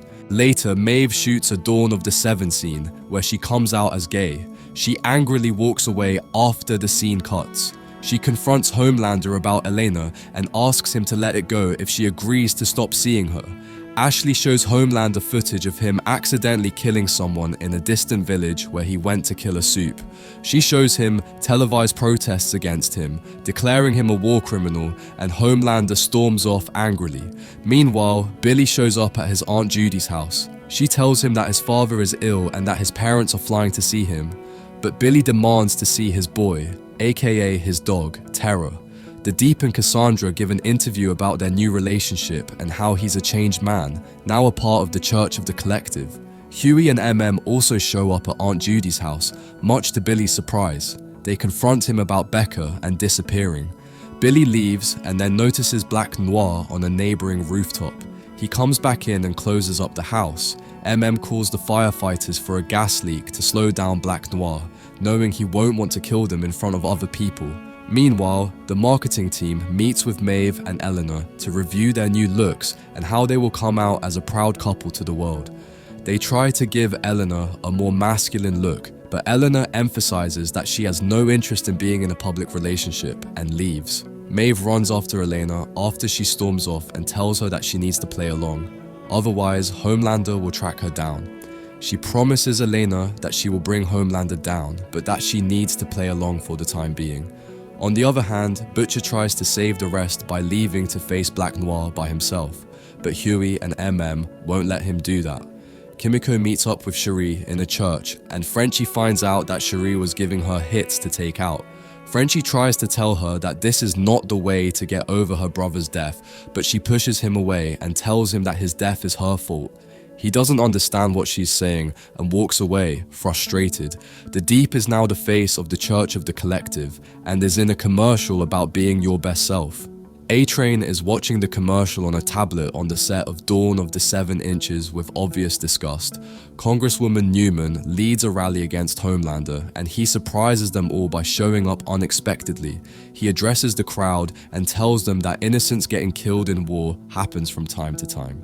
The crowd gets upset and goes wild. Homelander gets upset and imagines massacring the protest crowd with his laser eyes, but he resists and flies away. Homelander loses it and goes to Stormfront for help, and she makes some memes to help him gain some popularity back. Judy takes Huey, Billy down to a locked, protected room in her house to hide from Black Noir. When Noir throws gas into the basement, they escape out a side door, but Butcher stays behind to face Black Noir himself. runs back in to help Butcher, but gets stabbed. Huey runs in as well, but gets knocked to the ground. While Noir is strangling Butcher, he threatens to release photos of Becca and Homelander's son. Black Noir's phone rings, and it is Stan Edgar. Black Noir passes the phone to Butcher, and Edgar says he'll call off Noir if the photos are never released, and Butcher agrees. Maeve goes to the Deep and offers to be the person who assures the public that he isn't a piece of shit, because she wants him back in the Seven to help her. Meanwhile, Starlight goes through Stormfront's things, trying to find clues about Liberty. Stormfront catches her, but Annie pretends like she was in a trailer to confront her about her mother. Stormfront threatens Starlight about her releasing the news about Compound V. Starlight threatens to tell the world that Stormfront used to be Liberty, but just then, Homelander walks in and interrupts their conversation. Homelander thanks Stormfront for helping him get better ratings. He tells her he owes her one. Then Stormfront and Homelander kiss and start to playfully fight. She tells him to laser her breasts and he obliges. She doesn't get hurt from it, to his surprise. They push each other around and have sex, floating mid-air. In a flashback from 8 years ago, Frenchie, Cherie, and Jay smoke and plan to rob a bank. In present day, Starlight talks to Frenchie and Huey about taking her chip out, fearing repercussions from Stormfront. The process is a success, with Frenchie successfully removing the chip from her neck. Meanwhile, Stormfront and Homelander catch a robber running away. They flirt while debating what to do to the criminal. While Stormfront strokes Homelander's dick through his pants, Homelander crushes the man's head. Starlight goes to the boys' hideout and tells them about how she broke into Stormfront's laptop and saw dozens of emails between her and Stan Edgar, specifically about how they're close to a breakthrough at the Sage Grove Center. In another flashback, Grace Mallory interrogates an arrested Frenchie at a police station. She confronts him about his armed robbery charges, which will land him 25 years in prison. Impressed with his engineering ability to counter a Soup's power, she offers an alternative to work for her instead. Frenchie denies the offer, so Grace makes him a new one. She threatens to lock up his friends, Cherie and Jay, at a super maximum security prison unless he works for her. So, he resists but ultimately agrees. At the Sage Grove Center, the boys meet out front and put on nurse scrubs to sneak in. Starlight makes a hole in the fence for them to get in, while Butcher, Starlight, and Huey agree to stake out the place. Billy then aims his rifle at Starlight's head, but ultimately refuses to pull the trigger again. Starlight then incites an argument with Butcher by asking why he hates Soup so much. She then incites him further by comparing him to Homelander, but before the two can continue, they are interrupted by the arrival of Stormfront, who flies into the center. Frenchie, and Kimiko kill a guard and break into the surveillance room. There, they see video screens monitoring residents, aka Soups, in the making. The moment Stormfront leaves, Huey radios for them to escape now.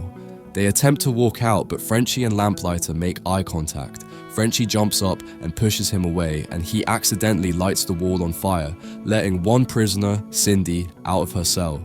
Lamplighter tries to plead with Cindy to let him live, while the boys try to convince her they're on her side. But before Cindy can choose who to believe, a guard arrives and shoots Cindy in the back. Infuriated, she crushes him with her mind. She then opens all the cell doors, letting all the super prisoners out. The boys and Lamplighter run and lock themselves back in the control room. Lamplighter threatens to burn them, but tells him that Kimiko is a super and that will just piss her off. The acid vomit patient arrives and knocks Lamplighter down, almost melting his face. However, Kimiko saves Lamplighter from the patient, and so he agrees to let them come to the front to get the access code to leave the facility. An escaped patient attacks Starlight, Butcher, and Huey with a shockwave like EMP blast generated from his chest. Butcher kills the man as the two check on Huey, who is hurt badly. So, they leave the other members behind in the facility and rush to get Huey medical help. Homelander, feeling abandoned by Stormfront, burns down his trailer in anger. Finally, Stormfront shows up and Homelander accuses her of lying. In a flashback from 5 years ago, shows Frenchie an engagement ring and tells him and Grace that he plans to propose. Lamplighter shows up, and Grace tells Lamplighter that he will tell them everything that happens at the tower, seemingly threatening him with some photos. Suspicious of him, Mallory orders Frenchie to follow Lamplighter. Frenchie agrees to track Lamplighter and races after him. At the Sage Grove Center, Lamplighter tells Frenchie that he didn't know that children were in the bed when he set it on fire. He meant to burn Grace Mallory, not them.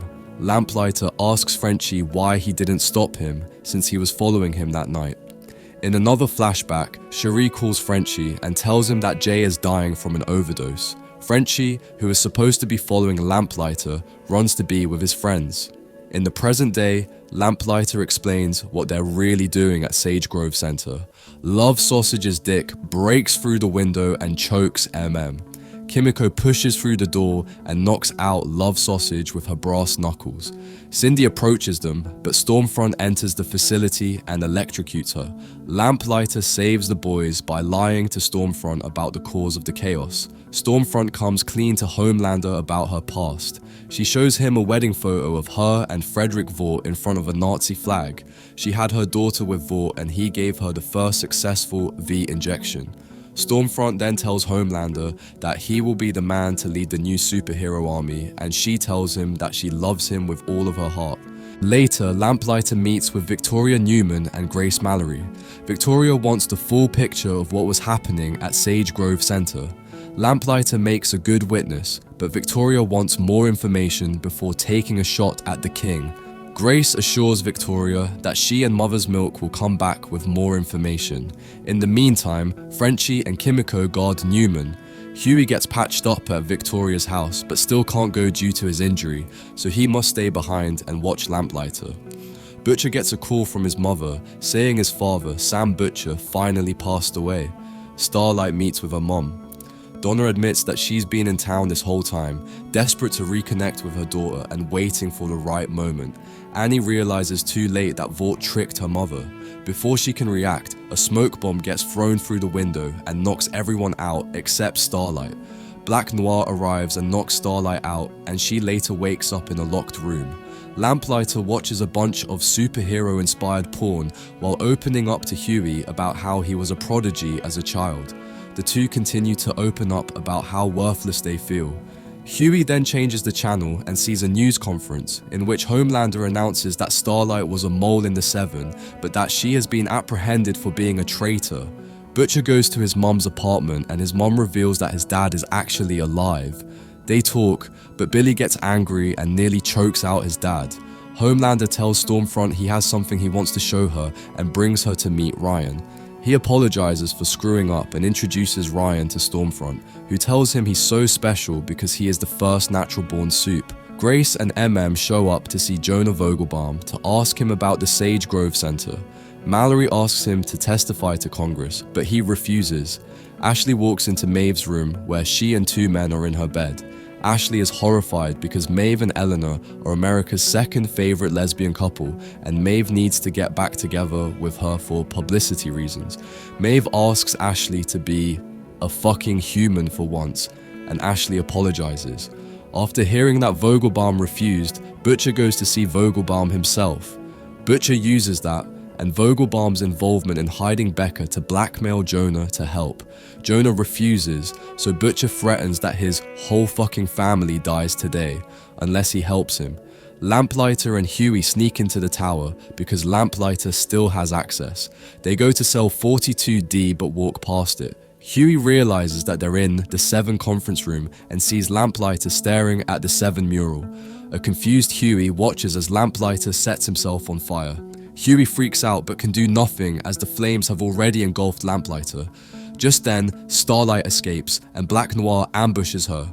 He throws her through the wall into the Seven conference room, and with her stunned on the floor, he kneels over her and begins strangling her with both hands. Just as Starlight is blacking out, Maeve comes to her rescue, subduing Noir with a chokehold and stuffing an almond joy in his mouth because, as she explains to Starlight, he has a tree nut allergy. Starlight urges her to come with her, but Maeve silently refuses by shaking her head, then walks off in the other direction. Starlight continues on to the cells and is surprised to find Huey and Donna. Meanwhile, Ryan accuses his mom of being fake after Homelander and Stormfront show him that the compound is fake. Homelander says that he just needs some space and flies away with Ryan. Becca is devastated. Eagle goes on the news saying that the only thing he wanted was not to cut out his mom. The Church of the Collective revealed an embarrassing video of him and said that he was trying to spread slander about their church. At a Congress hearing, Jonah comes to testify against Vought. Heads start to explode around the room, including Jonah's and shockwaves. Victoria and Grace Mallory look on in horror and run out of the room along with everyone else. The news cuts it out and Butcher starts fuming. Grace Mallory and Victoria Newman meet with the Secretary of Defense, who informs them that the US government has authorized the use of Compound V among military and law enforcement personnel. Huey and Starlight attempt to convince the members of The Boys to not go ahead with their plan to kill both Stormfront and the other members of the Seven. Huey and Starlight have a conversation on the way to their possible witness, where Starlight asks why Huey likes Billy Joel so much. After he refuses to say, she asks him why he saved her life while she was imprisoned in the tower, and Huey confesses that he couldn't let her get hurt. The two then arrive at Queen Maeve's house. They ask her if she will testify. She angrily replies that she does not care about fighting anymore because she's tired and it's suicide. Stan and Alistair Adana have a meeting to discuss the return of the Deep and A-Train to the Seven. Stan is agreeable with the Deep, but considers A-Train too risky because of Stormfront's racist beliefs, and A-Train is revealed to be listening to the conversation. A distraught Becca finds Butcher at the pawn shop. Kimiko, Mother's Milk, and Frenchie console Becca before Butcher goes out to dig for information. Ryan is having trouble bonding with Homelander and is clearly uncomfortable around him and Stormfront. To cheer him up, they both take him to a crowded restaurant where the two heroes are mobbed by fans. As the fans cluster around, Ryan becomes overwhelmed with the sensory overload and Homelander flies away with a crying Ryan. Meanwhile, Starlight and Huey have a touching moment that is interrupted by A-Train springing into their back seat. A-Train hands them files stolen from the Church of the Collective, detailing Stormfront's former Nazi past. He says he is doing it because he wants back into the Seven and knows he can't go back unless Stormfront is out. He tells them they're even for saving his life after his heart attacks and demands they tell no one where they got the files from. Meanwhile, Butcher and Stan negotiate a deal that Butcher will get Ryan out and then give him to Stan on the condition that Becca stays with him. Back at the hideout, Huey shows the boys the stolen files. Butcher reveals his plan to rescue Ryan, trying to convince the other members to stay uninvolved, which they all refuse. Meanwhile, while preparing sonic devices, Frenchie and Kimiko share a moment where Kimiko asks Frenchie if he enjoys dancing, to which he responds that he does. Stormfront returns to the tower, where she finds that photos of her with Hitler and other high-ranking Nazis are all over the news, and public opinion has turned entirely against her. The sonic device is then activated, causing both Homelander and Ryan to suffer in pain. As Homelander leaves to find the source of the sound, Becca and Butcher burst into the cabin and rescue Ryan. Butcher takes Becca and Ryan back to the group and tells everyone that the plan has changed and he can't separate Ryan and Becca anymore, instructing MM to take them to Mallory. Back at the cabin, Vought PMCs breach and clear the cabin, only to be interrupted by Homelander's arrival, who kills everyone. Starlight and Kimiko try to fight Stormfront, but are struggling. The boys try to get their weapons from their car, but Stormfront blows it up. Her victory is cut short when Maeve shows up and knocks her to the ground. Starlight and Kimiko then join in, beating on Stormfront until Stormfront escapes, but lands next to Becca, Butcher, and Ryan. Becca stabs her in the eye, but she grabs and pins her by the neck. She then chokes out Becca, while Butcher hopelessly tries to stop her. Ryan then uses his laser eyes for the first time, amputating all of Stormfront's limbs and burning her face off. Sadly, he also makes a deep cut on Becca's neck. Becca uses her last moments to make Butcher promise he will protect Ryan and make sure he ends up as a good person. After Becca dies, Butcher struggles with his immediate desire to kill Ryan. However, his thoughts are cut short by the arrival of Homelander. Homelander briefly attends to the still dying Stormfront, then calls out for Ryan to come near him. Instead, Ryan moves behind Butcher. Homelander taunts Butcher and moves to kill him, but he is stopped by Maeve's arrival. She shows him the recovered footage of the plane crash that Homelander and Maeve abandoned. Homelander replies that if she makes it public, he will massacre the public. Maeve tells him that's fine with her because it will mean no one will ever love him again. Shaken by this, Homelander freezes in place and Butcher leaves with Ryan. At a press conference, Stan Edgar informs a crowd that Stormfront was acting alone and was responsible for the attack on the Senate here. He also announces that the release of Compound V will be on indefinite pause. Homelander reintroduces Starlight as a member of the Seven, saying she was falsely accused. As he is speaking, a long zoom into a super close-up and discordant music is used to imply his fragile mental state. Meanwhile, Alistair Adana has a meeting with the Deep and A-Train about A-Train stealing the files and leaking them. But, rather than admonishing him, he praises A-Train before telling him he's back in the Seven. They will only take one of them because to take two would show weakness.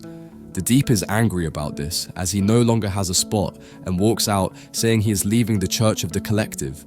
Huey and Starlight have a moment at the park bench where they met, and Huey discloses that he's looking to stand on his own and try to be his own man.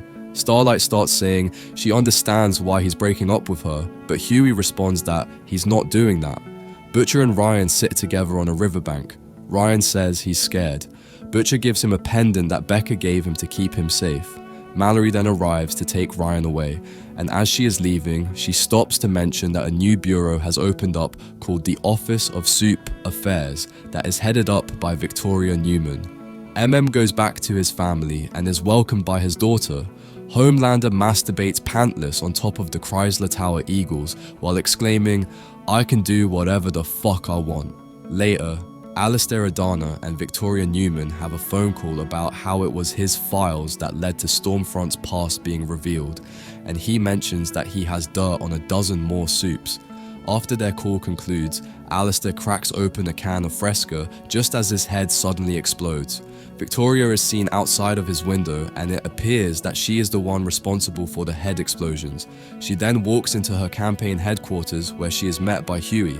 Huey offers to work for her, saying he wants to fight Vought in the right way, and she asks him, "When can you start?" In the fictional action movie, Homelander asks Stormfront how she could do this to the world. She tells him that the Fourth Reich is in her soul and offers Homelander a chance to reign with her. He tells her no, and the Seven arrive to back him up. Homelander calls Stormfront a Nazi bitch, and they fight. Homelander and the other supes watch this scene in the theater at the world premiere of Dawn of the Seven. Starlight kisses Huey at the premiere, and they walk out together to have their photos taken. Victoria Newman is also at the premiere. Someone in the crowd screams, "Nadia," in Victoria's direction. Huey sees and looks confused as to why someone would be calling Victoria Nadia. Homelander does several interviews about how he fell for the wrong woman and didn't foresee that Stormfront was a Nazi. In the bathroom, Adam and Ashley Barrett have aggressive sex. Huey walks into the bathroom right as they finish. He washes his hands and Billy Butcher shows up. He needs Huey to give him and the boys the green light on a mission they've been working on. Huey gives the okay as long as there is no torture or things getting set on fire. Butcher watches from a hidden camera as Kimiko Miyashiro and Frenchie enter a party.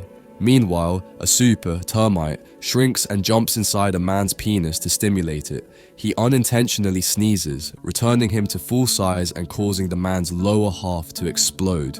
Frenchie runs in, and the Termite attacks him because Frenchie saw what happened, but Butcher catches the still miniature Termite in a bag of cocaine, which subdues him. Reluctantly, Butcher lets him live and tells Frenchie to call the Bureau. Huey and Starlight wake up and stay in bed to have sex. Huey works out and makes a smoothie before FaceTiming with his dad. Huey goes into work at the Bureau where he sees the same one from the movie premiere in the lobby, who tells him that he's waiting to see Nadia and that he and Nadia are best friends. Huey tells him she's called Victoria Newman, not Nadia. Security escorts the man out and Huey looks confused again. Butcher visits Ryan, who is staying in a protected home with Grace Mallory. They play Connect 4 and talk about Ryan's mom, Becca Butcher. Ryan admits he is still having nightmares about his dad killing him. At the studio, Homelander runs into the Deep, who gives him a big hug. Homelander seems confused that the Deep had an interview slot on the Cameron Coleman Hour before him, but the Deep explains it's for his new book, Deeper. Homelander asks again, tensely, how he got a slot before him. The Deep cowers to Homelander, telling him that he's a nobody and that should have never been scheduled earlier. Meanwhile, Mother's Milk attends his daughter Janine's birthday party, where his ex-wife Monique is there with another man, Todd. He seems to miss Monique and asks her to dinner on Friday night for co-parenting chat. She says it's not a good idea. At the same time, Stan Edgar introduces V-24 at Vought Tower to Secretary of Defense Robert Singer, explaining that it gives any person 24 temporary hours of superpowers. Stan explains his plans for turning Vought into a defense and pharmaceutical company, less focused on famous superheroes who need looking after. Stan invites both Starlight and Homelander to a meeting at Vought Tower. Stan commends Starlight on bringing a wholesome energy to Vought and the Seven, and he wants to make her co-captain of the team. A commercial for American Hero airs, where Starlight has to choose the next supe to join the Seven. The feature focuses on a supe called the Drummer Boy, now known as Supersonic. It's revealed that he dated Starlight earlier in his career and even had a top song with his band that hit #1 on the charts. Huey watches the commercial and sighs. He sees Supersonic laughing with Starlight and walks up to introduce himself. He tells Huey a story about Annie getting drunk and puking in front of a crowd of fans back when she was 19. Huey seems nervous about the two of them reconnecting, especially since they each lost their virginity together. Annie asks Huey his opinion about the co-captain proposition. She wants to be a role model for millions of girls out there who might look up to her. Huey seems hesitant about her accepting the position, thinking Homelander might murder her, but Annie ends up accepting the job and takes promotional photos with Homelander. Then, Homelander confronts A-Train about getting fatter, claiming he's just eating his feelings and making the Seven look bad. Homelander seems to be taking out his bad mood from the co-captain thing on others. While walking away, A-Train mutters an insult under his breath, causing Homelander to grab him by the throat, threatening him with his laser eyes. Queen Maeve sees it go down and texts Butcher that they need to meet. Homelander visits Stormfront in a Vought hospital room. She's in bad condition, horribly burned on her face, and has a partially amputated right arm. She consoles Homelander about the co-captain affair, first verbally, then by stimulating him sexually. Maeve gives Butcher a file about Soldier Boy. When he asks why, he reads that Soldier Boy was killed by a secret weapon, one that might even be able to kill Homelander. She tells him that Payback, the super team that Soldier Boy used to be a part of, might know what really happened to him. She gives him 3 capsules of V24. Maeve tells Butcher that this is their best chance to kill Homelander and admonishes him to not to mess it up. Later, Butcher sees Homelander land on his balcony.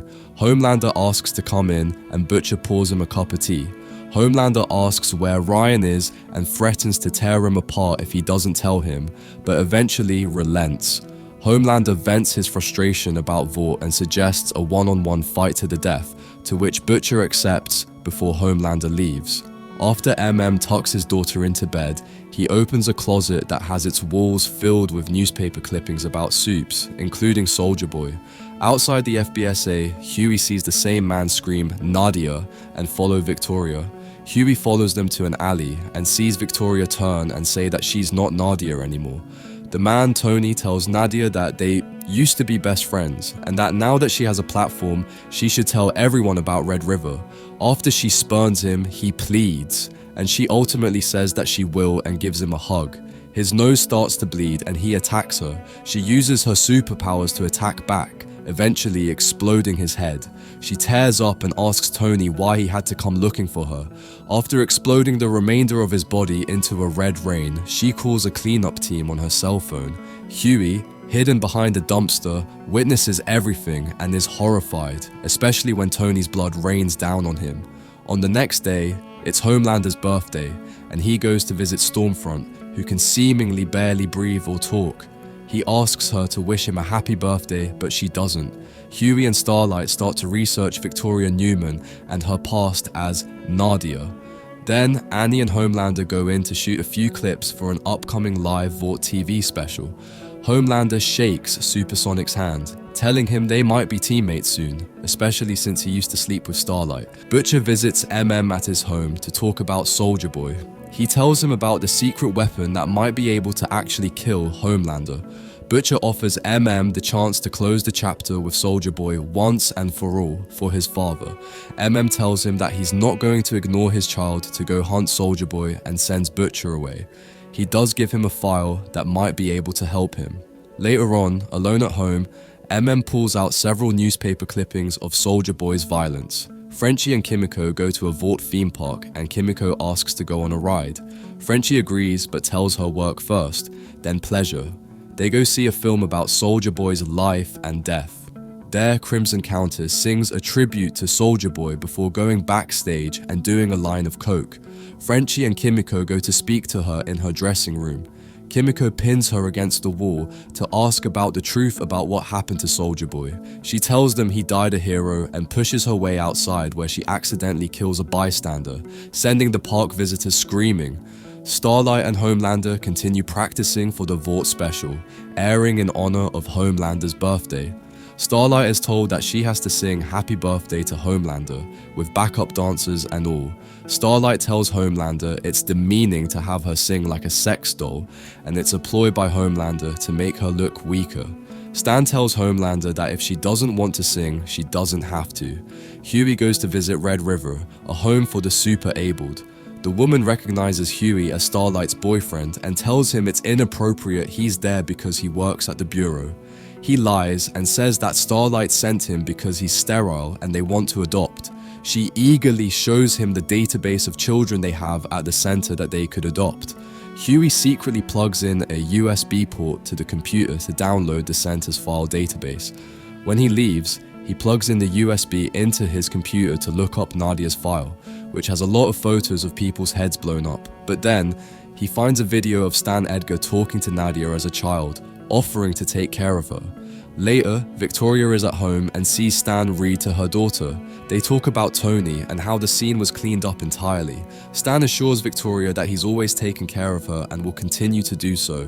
Butcher goes to a gun show. He speaks to Gunpowder, who is one of the speakers at the show. Butcher compliments his gun line and then asks him about his payback days as Soulja Boy's sidekick. Butcher confronts him about being abused by Soulja Boy, but Gunpowder assures him he was a great man and those were only rumors. Butcher pulls out an official complaint made by Gunpowder that would prove the abuse rumors. Butcher tells him he'll keep the complaint a secret unless Gunpowder tells him how Soulja Boy really died. Gunpowder tells Butcher that he was never sexually abused by Soulja Boy and he walks away. In the parking lot, Gunpowder shoots at Butcher. Butcher ducks and shoots back. Butcher gets hit in the leg and grazed on his cheek, but he manages to get away alive. A girl stands on a rooftop, planning to kill herself by jumping. Homelander flies up to talk her out of killing herself. On a nearby building, a news clip airs announcing that Stormfront died by suicide. Homelander sees and is shocked that she'd do that on his birthday. He rants to Chelsea about how he doesn't have a real birthday because he was made from a test tube. He tells Chelsea that maybe she should jump after all, but Chelsea tells him she doesn't want to anymore. He tells her to jump. She backs towards the ledge, she falls off the building and dies. Huey goes into the office and Victoria asks him where he's been. She also asked him who Nadia was because she heard some guy at the office was asking for her. Huey explains it was probably some guy off his meds, and Victoria seemed to sense that Huey was getting jumpy, but Annie walked up to imply that the jumpiness was because they've been having some relationship issues. Later, in the car, Huey shows Annie the files on Nadia, aka Victoria. He explains that he went to Red River by himself. Huey breaks down because he thought Victoria was his friend and he thought things were finally going his way. Annie consoles him and Huey admits that he might have accidentally signed them up to adopt a child. Meanwhile, MM drops Janine off at Monique's house and he asks to talk to her. He admits he's tried to stay away from Butcher and the Soups, but now that the Soulja Boy thing came up, he's having tics, compulsions, and bad thoughts again. Monique tells him to go back to Butcher because she hates that he's making himself sick over it. Butcher calls Huey and apologizes. Huey admits that Victoria is a Soup, and the past year of his life was a waste, and it's all rigged. Huey tells Butcher they have to do it his way. Later, Butcher goes to confront Gunpowder about why he's protecting Soulja Boy. Gunpowder shoots Butcher to the ground, but Butcher gets back up, seemingly unharmed, as he took the V-24. Butcher breaks Gunpowder's gun and knocks him to the ground. Gunpowder admits that Soulja Boy used to haze him and that he didn't die in an accident. Gunpowder tells him he doesn't know what actually killed him, but they were in Nicaragua in 1984, and that he didn't see shit. He was just a kid. He tells Butcher that they were working with the CIA and that Grace Mallory was his case officer. Butcher beats Gunpowder and by mistake uses laser eyes to kill him. On American Hero, A-Train shows up in his rebranded costume. He introduces Homelander and Starlight, who wish him a happy birthday. Starlight also talks about the Starlight House, a project to help homeless youth. A man in the audience screams, "Homelander, your Nazi died," and gets escorted out. Starlight tells the audience that everyone deserves a second chance, including Homelander. She tells the audience that Homelander is going to donate $10 million to the Starlight House, but he emphatically says that he is not. Homelander tells the audience that he doesn't make mistakes and that he is better than everyone in the audience. He goes on a long rant about how the audience needs him to save them. At the end, he states, "You're not the real heroes, I'm the real hero." Starlight watches the reel of Homelander's rant. Homelander watches it too, naked and on the edge of losing it. until Ashley runs in and tells him his points are up, particularly with the white male population. She explains that his fans think he's confident and unapologetic. Meanwhile, Butcher throws up from a post-V24 hangover. MM and Huey visit the boys' headquarters and consider rejoining. Since Victoria, and thereby Stan, know where Ryan is, Huey suggests they move him to a new safe house and they all decide to visit Ryan. Huey wants to go, but knows Victoria will be suspicious if he says he's sick, so he asks Kimiko to break his arm so he has a good excuse. Later, Frenchie goes to meet Cherie to give her a fake passport. She admits she messed up at work and has to flee. She tells him to go with her, but he tells her he can't. So, she kisses him and leaves. The boys go see Ryan and Grace Mallory. MM admits to Huey that he rejoined the boys because Soulja Boy killed his family. Meanwhile, Annie pulls Supersonic aside and turns on music loudly so she can tell him, without Homelander listening in, to turn down the spot on the 7 in the American Hero finale. She warns him that something is wrong with Homelander and that he will be putting his life at risk if he gets into closer contact with Homelander. A-Train's brother tracks him down outside of a medical facility where A-Train admits that he may never be able to run again because his heart might explode. And his brother tells him to go back home with him to see the family. Kimiko and Ryan play games. He asks her if she likes her powers and if she ever gets scared of them. She said she doesn't like them, and yes, she gets scared. And Ryan shares her feelings. Butcher confronts Grace about working with Soulja Boy in Nicaragua. She tells him Nicaragua is ancient history, but Butcher keeps pressing. She tells him about Operation Charlie, Reagan's pet project that was off the books. Reagan needed money for it, and they did it by trafficking cocaine into the US to raise funds for weapons. She admits the goal was to traffic it solely into minority communities and to keep it away from rich white ones. Payback made a visit to the camp in Nicaragua, where they put on a show, along with Stan Edgar. Payback is there for a trial run to fight for the military. Grace is not happy about this. Supes do not belong in the war zone, according to her. Mallory witnesses Black Noir arguing with Stan Edgar because he doesn't want to wear his mask. Stan tells him that his ratings are much higher if the public doesn't know he's black. Back at Vought, Homelander asks Starlight to reconsider her choices for the 7. His vote is to bring back in the Deep. The Deep gives Starlight a necklace to ask for forgiveness, and his wife Cassandra hugs her. Starlight tells Homelander absolutely no. She doesn't want the guy who mouth-raped her back in the 7. Starlight threatens to release the video of Homelander on the flight, and he tells her to release it, because then after that he'll have nothing left to lose. He threatens to destroy the world bit by bit if so. Later, Cassandra and the Deep hook up, and she gives him a play-by-play on what they're going to do next. While they hook up, the Deep focuses on an octopus and starts talking dirty to it. Huey asks Annie to buy them some time with Homelander so that he and the boys can try to find a weapon that could kill him. Huey admits that Butcher has been right all along and that he's tired of losing. A-Train talks to his brother and his family about his new suit and new cause, but they tease him because they think this new look is ridiculous. His brother tells him if he really wants to join the cause, he should speak up about something that just happened in the neighborhood. A soup called Blue Hawk killed a black man who supposedly mugged a white woman. A-Train's brother thinks that he needs to speak up about this. Meanwhile, Butcher struggles with the after effects of the V24, some of which is still in his system. Ryan asks him if he's sick and offers him a Triscuit cracker. Ryan notices that his heart is racing and his blood smells funny. Grace continues her story about what happened in Nicaragua. The camp got attacked, and the Supes started fighting and accidentally killing Grace's men. An explosion hit near Grace and she fell down. Later, she woke up and found Black Noir, with his face partially burned off.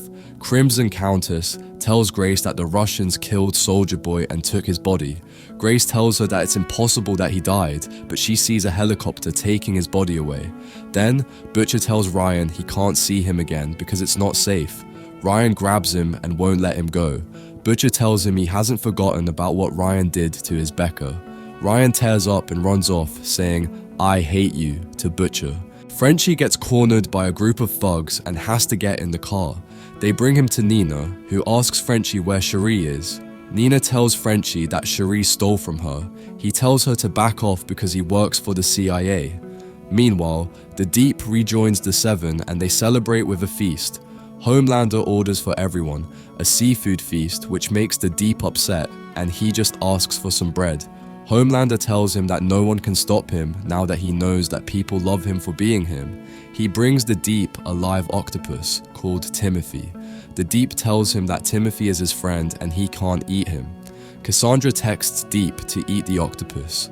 Homelander also forcefully tells him to eat Timothy, and very painfully, he does.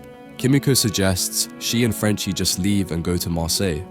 Then Frenchie tells Butcher about Nina, and Butcher requests a meeting with her.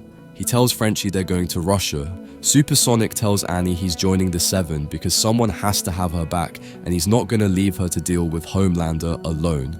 On American Hero, Starlight and Homelander announce that the Deep and Supersonic have been chosen. Homelander announces that he and Starlight are also an item and in love. Ashley and the team are thrilled about the announcement, knowing that the people are going to love the duo.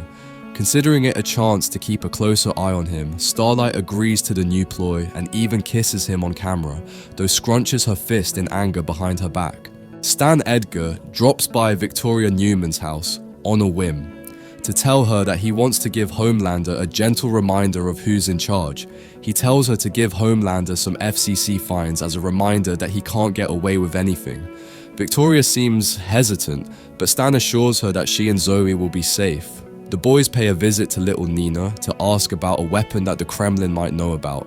He covers Cherie's debt plus 100 grand for her troubles, but she still asks for Cherie back. Later, Starlight told Huey that Starlight and Homelander's announcement will air on TV that evening.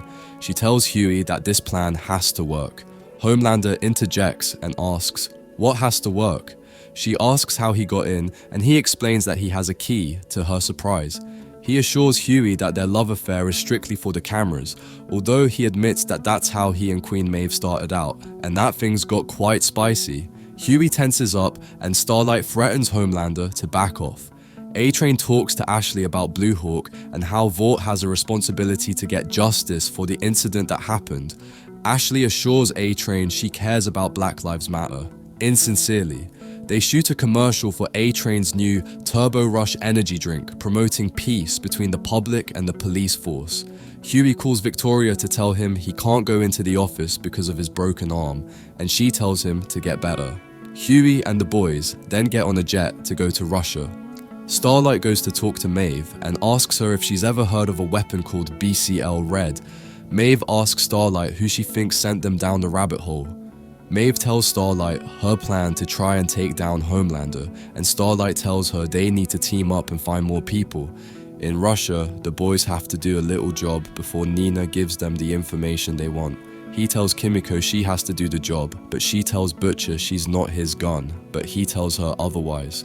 Starlight tells Supersonic that they might have to fight Homelander, and there might actually be a way to take him down. She tells him they need 4 or 5 more superheroes to get it done, and he tells her he's in. At a meeting for the Seven, A-Train brings up Blue Hawk. He explains he's been over-patrolling black neighborhoods. Cassandra texts the Deep to stick up for Homelander and tell him he needs more superheroes, not less, and to bench Blue Hawk would be a mistake, and Homelander agrees to it. A-Train is furious that Deep spoke up and kissed Homelander's ass. They fight, and Homelander finds them on the ground. He helps up Deep and talks down to A-Train. Supersonic helps A-Train up and tells him to calm down. Supersonic asks A-Train what if they could do something about Homelander, and A-Train asks him what he has in mind. Ashley informs Homelander that Victoria Newman is doing a press conference about him, and he tells her to find out what's going on. As part of Butcher's plan, Kimiko dresses up to go to a party under the name Irina. Several women are on a bed, and a man tells one of them to undress. He opens a display case of numerous dildos. Each sex toy is decorated to have the appearance of each member of the Seven.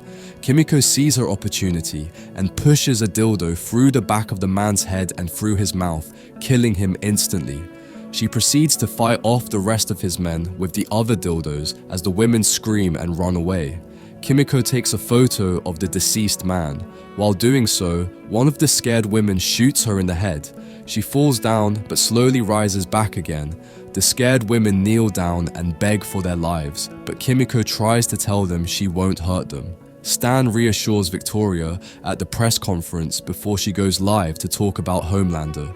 She seems nervous, but then proceeds to say that Homelander has come forward as a whistleblower of crimes committed by CEO of Vought, Stan Edgar. Stan is shocked and takes off his glasses. Maeve turns to Homelander and asks him what he did, and he explains that he set things straight, that Vought is a superhero company and should be led by them. Stan asks Victoria, why? She tells him she had to look out for Zoe and that all these years he was looking out for himself instead of her. Kimiko is frustrated by what Butcher made her do. She tells Frenchie she can't do this anymore. She tells him that Butcher doesn't treat any of them like people, that he is the same as little Nina. Frenchie tells her maybe it's time they leave after this job, and they dream about going to Marseille. Later, Homelander visits Victoria at her house unannounced. Homelander asks her if she wants to pop his head. He tells her she was smart to turn on Stan because he was going to do the same to her, that she isn't his daughter but his weapon.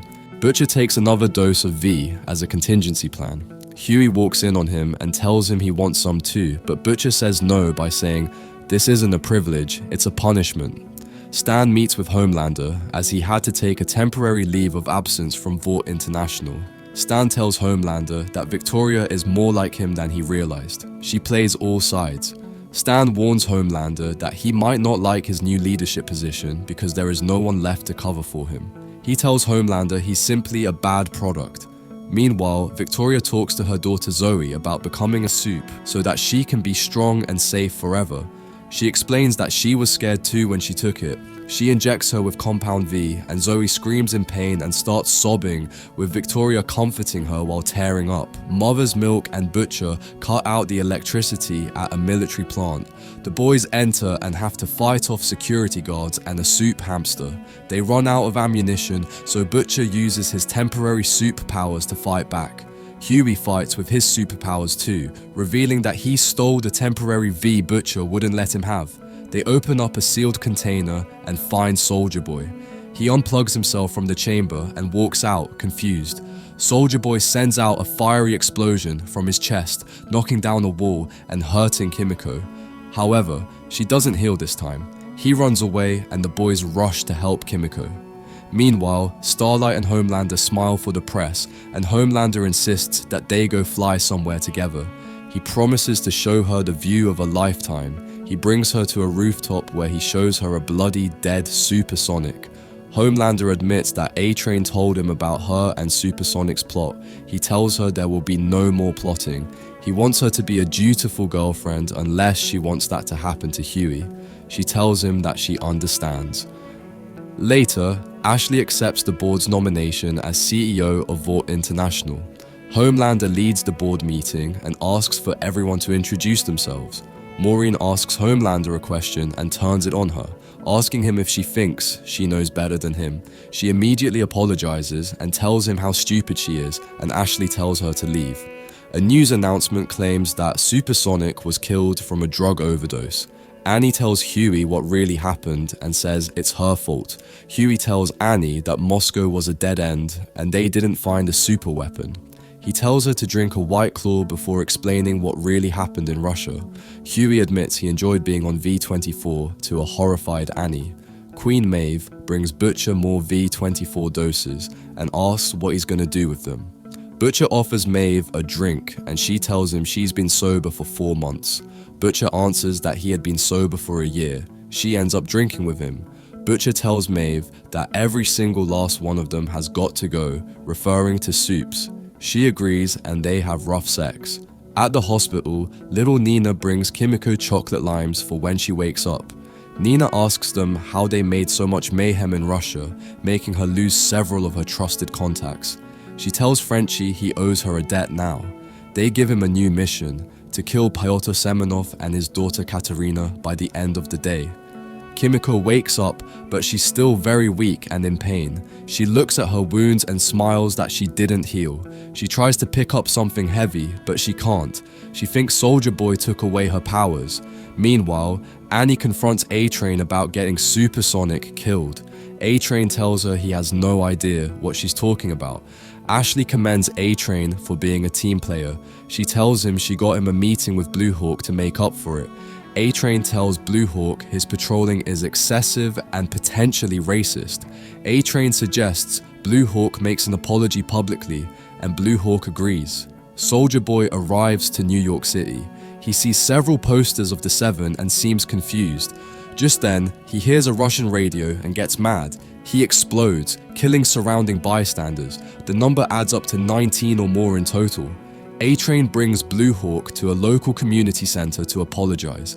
He apologizes and claims not to be racist because he doesn't see color. He only sees crime. He donated $10,000 to the community center.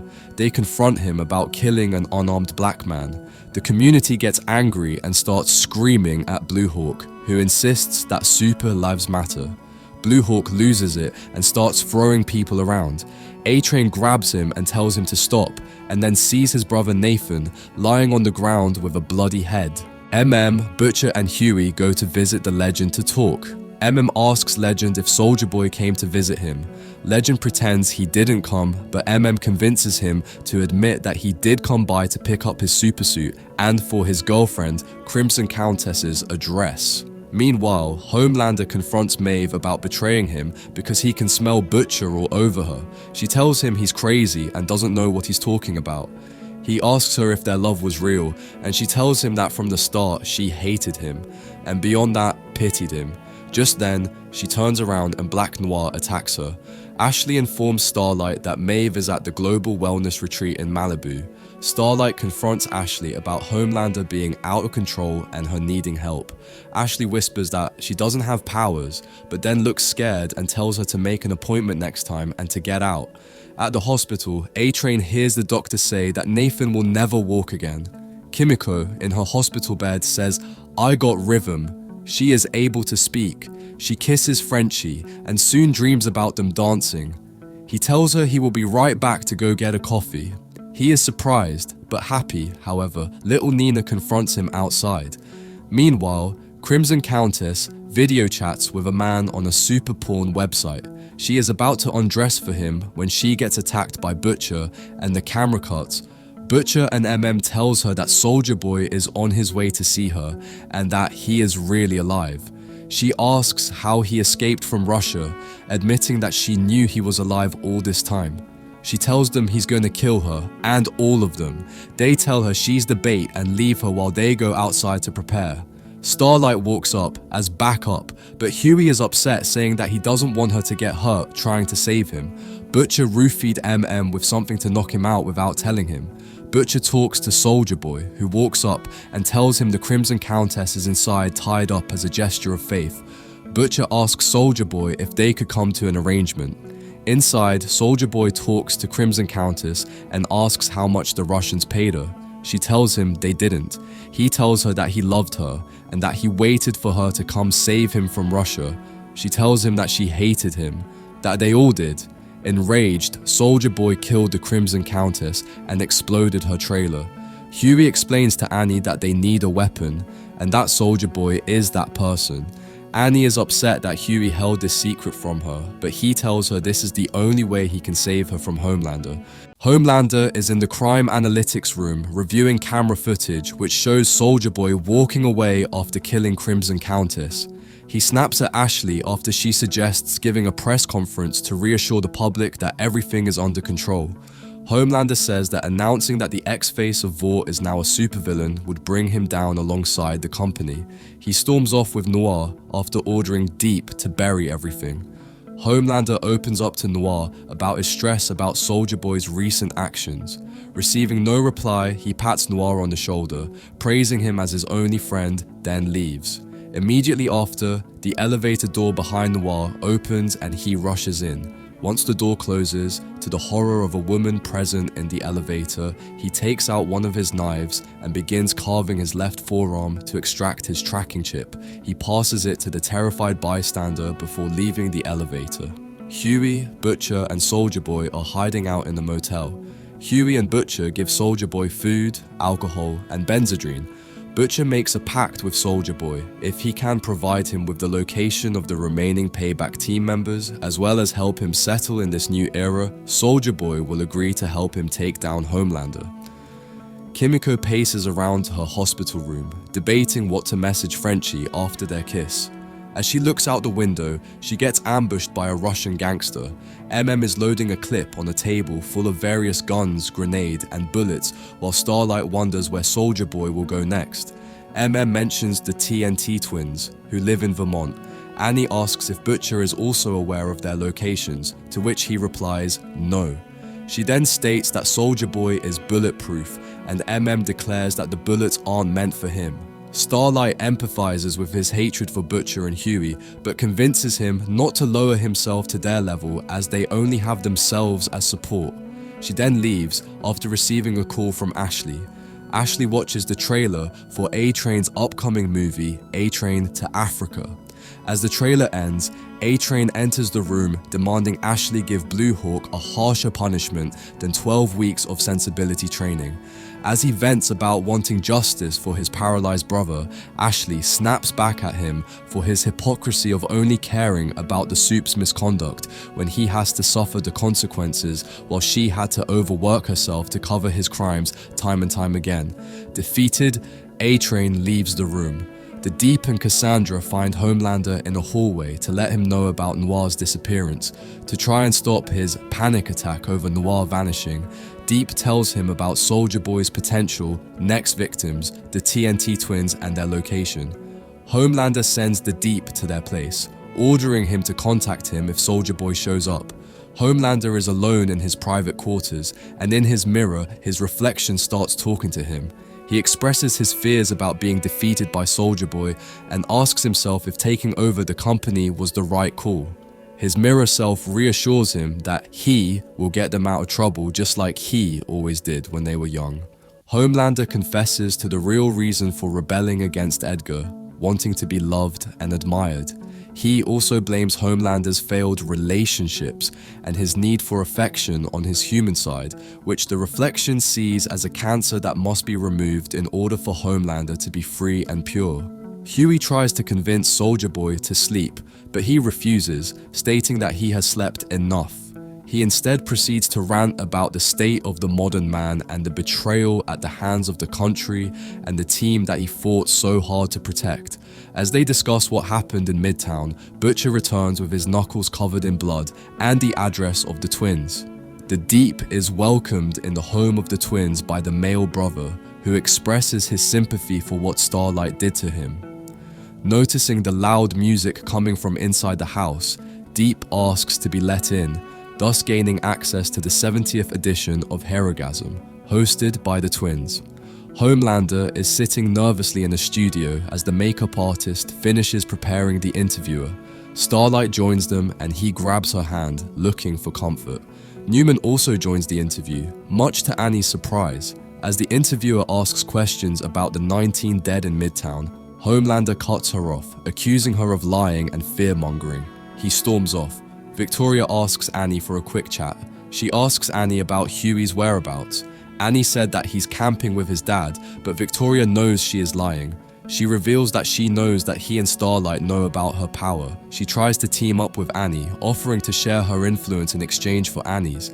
Annie refuses her offer, proclaiming that she is done playing dirty. Meanwhile, Frenchie is brought to an abandoned warehouse and bound up to a pillar. While Kimiko and Cherie sit in front of him tied to chairs, little Nina enters the room and after explaining a bit of his past whilst showing his scars and how he got them, orders him to choose who to kill between the two girls, threatening to shoot them both if he refuses. Kimiko manages to free herself of her cuffs and slits the throat of her executioner. As she falls down with his body on top of her, a second gangster empties his magazine on his comrade's corpse as Frenchie pleads with Nina. Still alive, Kimiko bites his ankle, forcing him to drop his gun, so he starts choking her.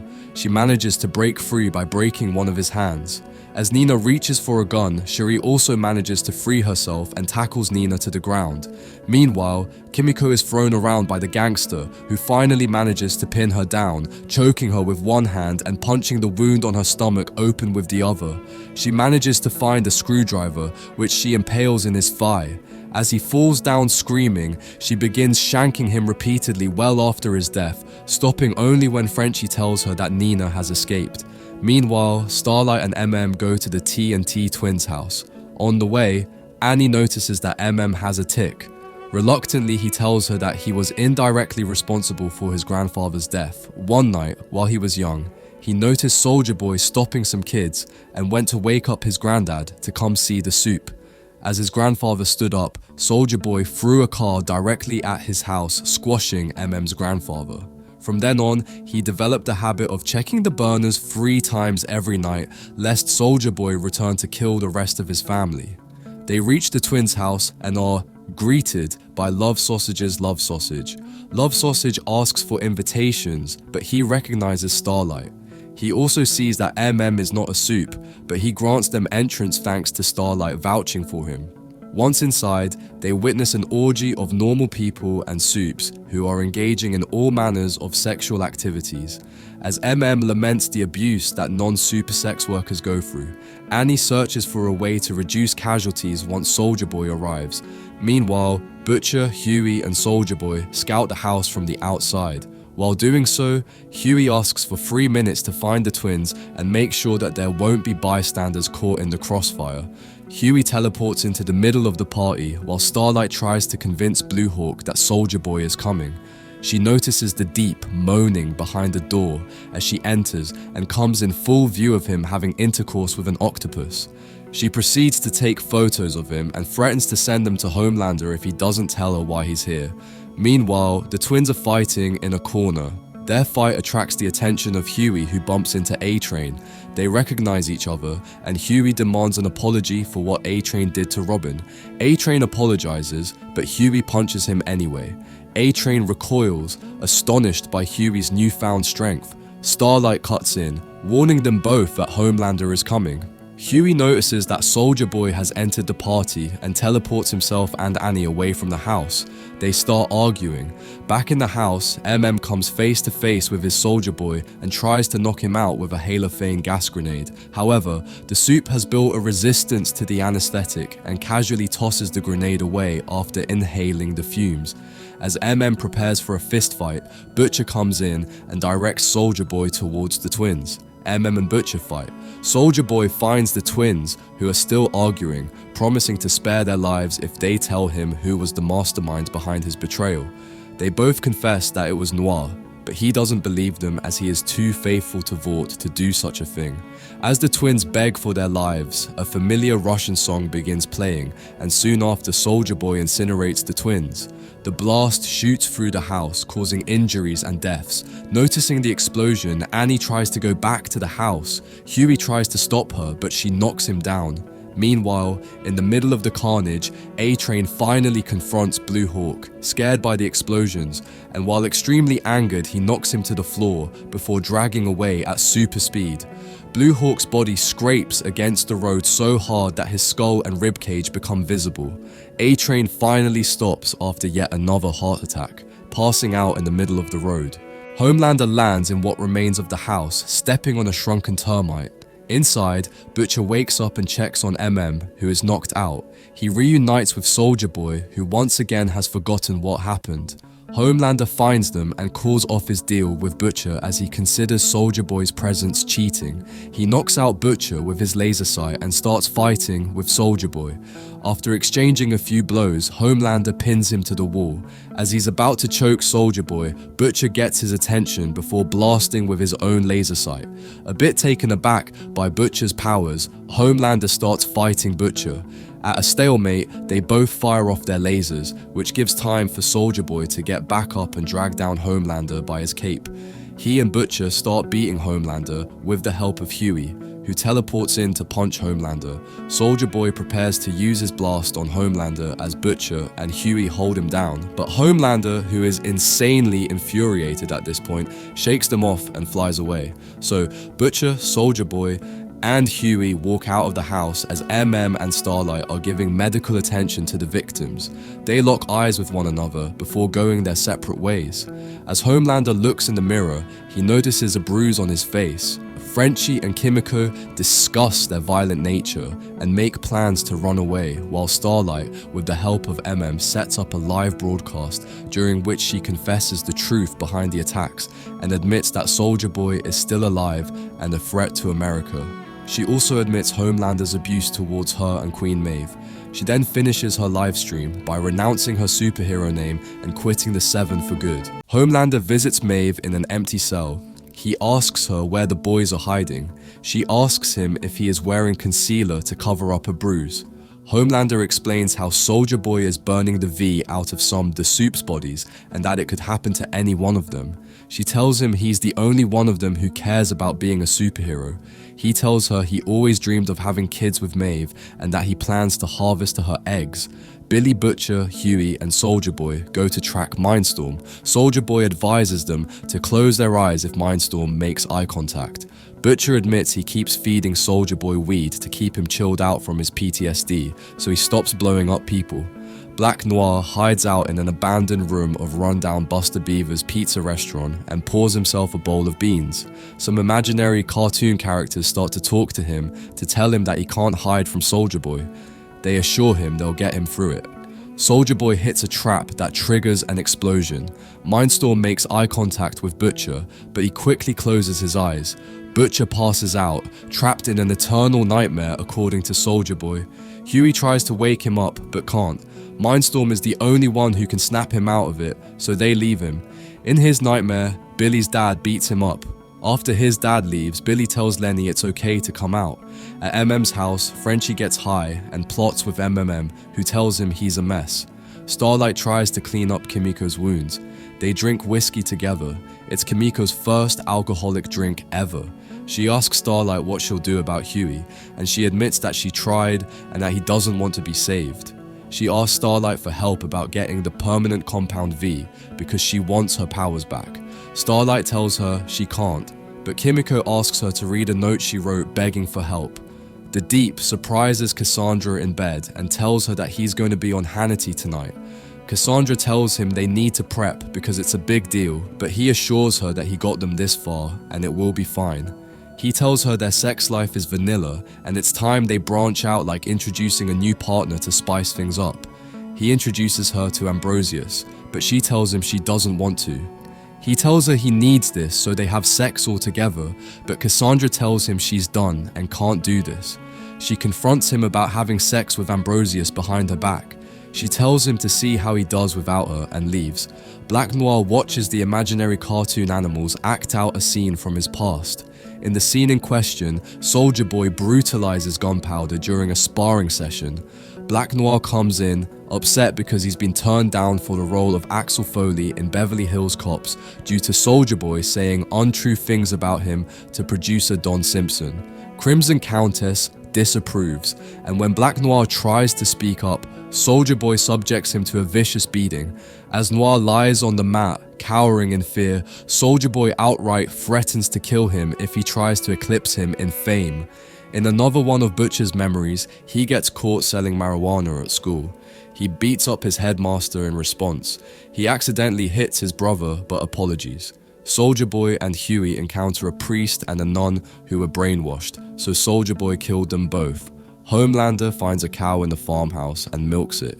As he drinks the milk, Victoria Newman finds and confronts him. She tells him to take control of the situation. He grabs her by the neck, but she tells him she wants a strictly transactional relationship with him to help each other.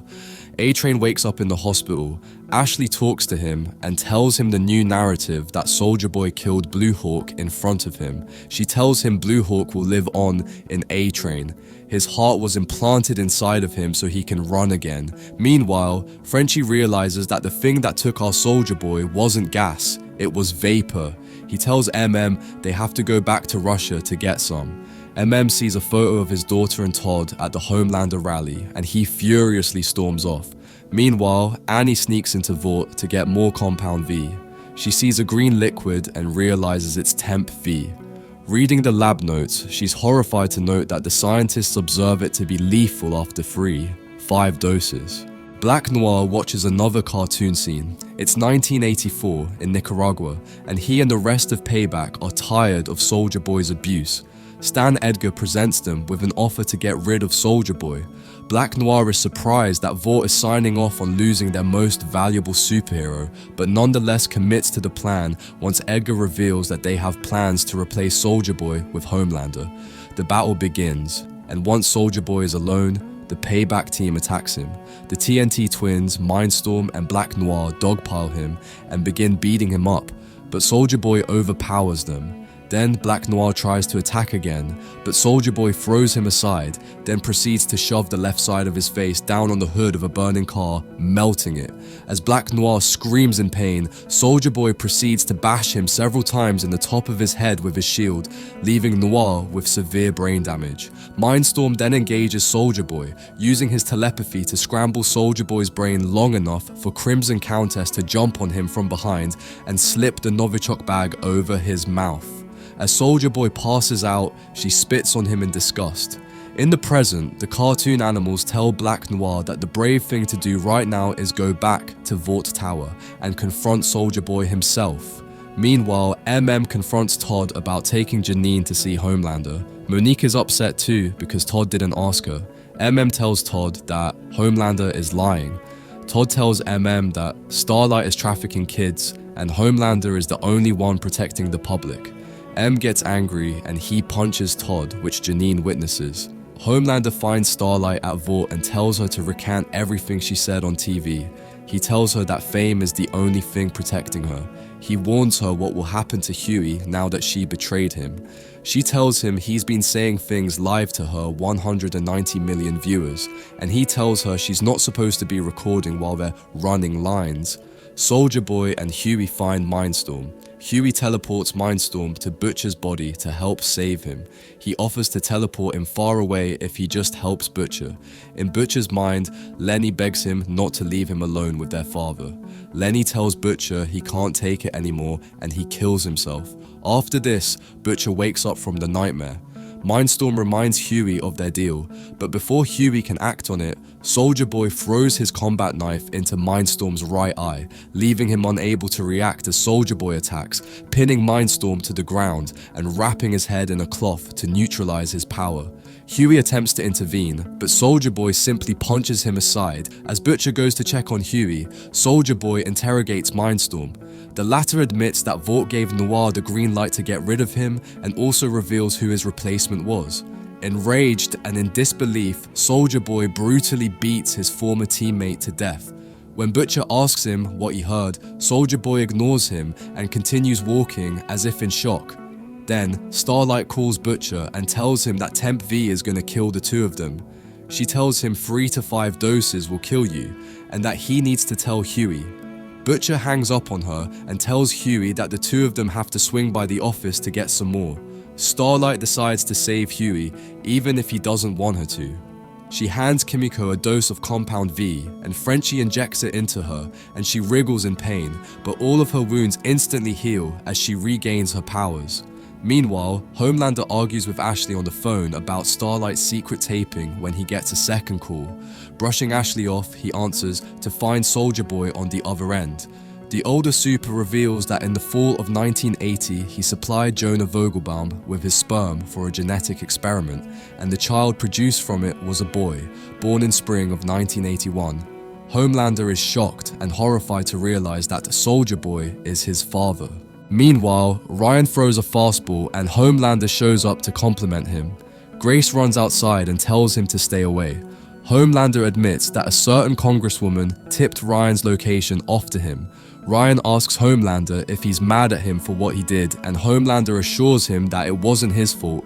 Accidents happen and Ryan hugs him. Ashley and the Deep go to the basement where Maeve is. Ashley argues with the Deep, telling him someone is coming with a search warrant to look for Maeve. Gas floods in through the vent in Maeve's cell and Ashley mouths, "I'm sorry," as Maeve starts coughing and collapses to the ground. Maeve gets taken in a truck to get moved to another location, but she wakes up and fights her way out. Frenchie brings MM a present, a dose of Novichok, a weapon against Soldier Boy, hidden in a bottle of Starlight's wish perfume. Frenchie gives MM some life advice, to let Janine see all of him instead of trying to hide parts from her. In present day, Vought stock crashes after Starlight's live social media post revealed Homelander's true temper. Ashley admits what happened with Maeve. Meanwhile, Noir enters Vought headquarters to talk to Homelander. On a piece of paper he wrote, "Soldier Boy will come." They hug and Homelander tells Noir he knew he'd come back. Butcher punches Huey in a gas station restroom and locks him inside, leaving him behind intentionally, and drives with Soldier Boy to New York. A-Train tells his brother about his new heart. He tells his brother he needs him and to come back to coaching. Nate asks A-Train if he killed Blue Hawk and A-Train denies it, but Nate knows the truth. He is furious because he wanted Blue Hawk to be held accountable and yells at him to get out. Starlight picks up Huey from the gas station. She tells him that Temp V is fatal and is furious with Butcher, but Huey realizes Butcher saved his life. He and Annie talk and make up, and Annie gets a call from Maeve, who is at MM's house. Maeve tells Annie where she was this whole time. Huey tells Maeve, MM and Annie that Soldier Boy is Homelander's father and that they're headed to New York. Grace Mallory calls Butcher, but he rejects the call. Soldier Boy opens up to Butcher about his past and his father, how he became a superhero, but that his father wasn't even impressed because he took a shortcut. He tells Butcher he always wanted kids. Butcher emphasizes that Homelander isn't really his son because he didn't raise him. Meanwhile, Black Noir sharpens his knives to prepare for Soldier Boy's visit. Homelander asks what he was like, and Noir writes bad. Homelander admits that he's his father. Noir writes must kill him, but Homelander says he's not sure he wants to. He asks Noir if he knew that he had a father this whole time.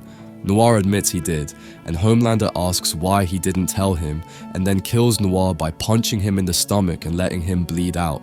Maeve and the rest of the boys show up at Butcher's, demanding to know where Soldier Boy is. Maeve throws away the dose of Novichok and tells them that Homelander needs to die no matter what.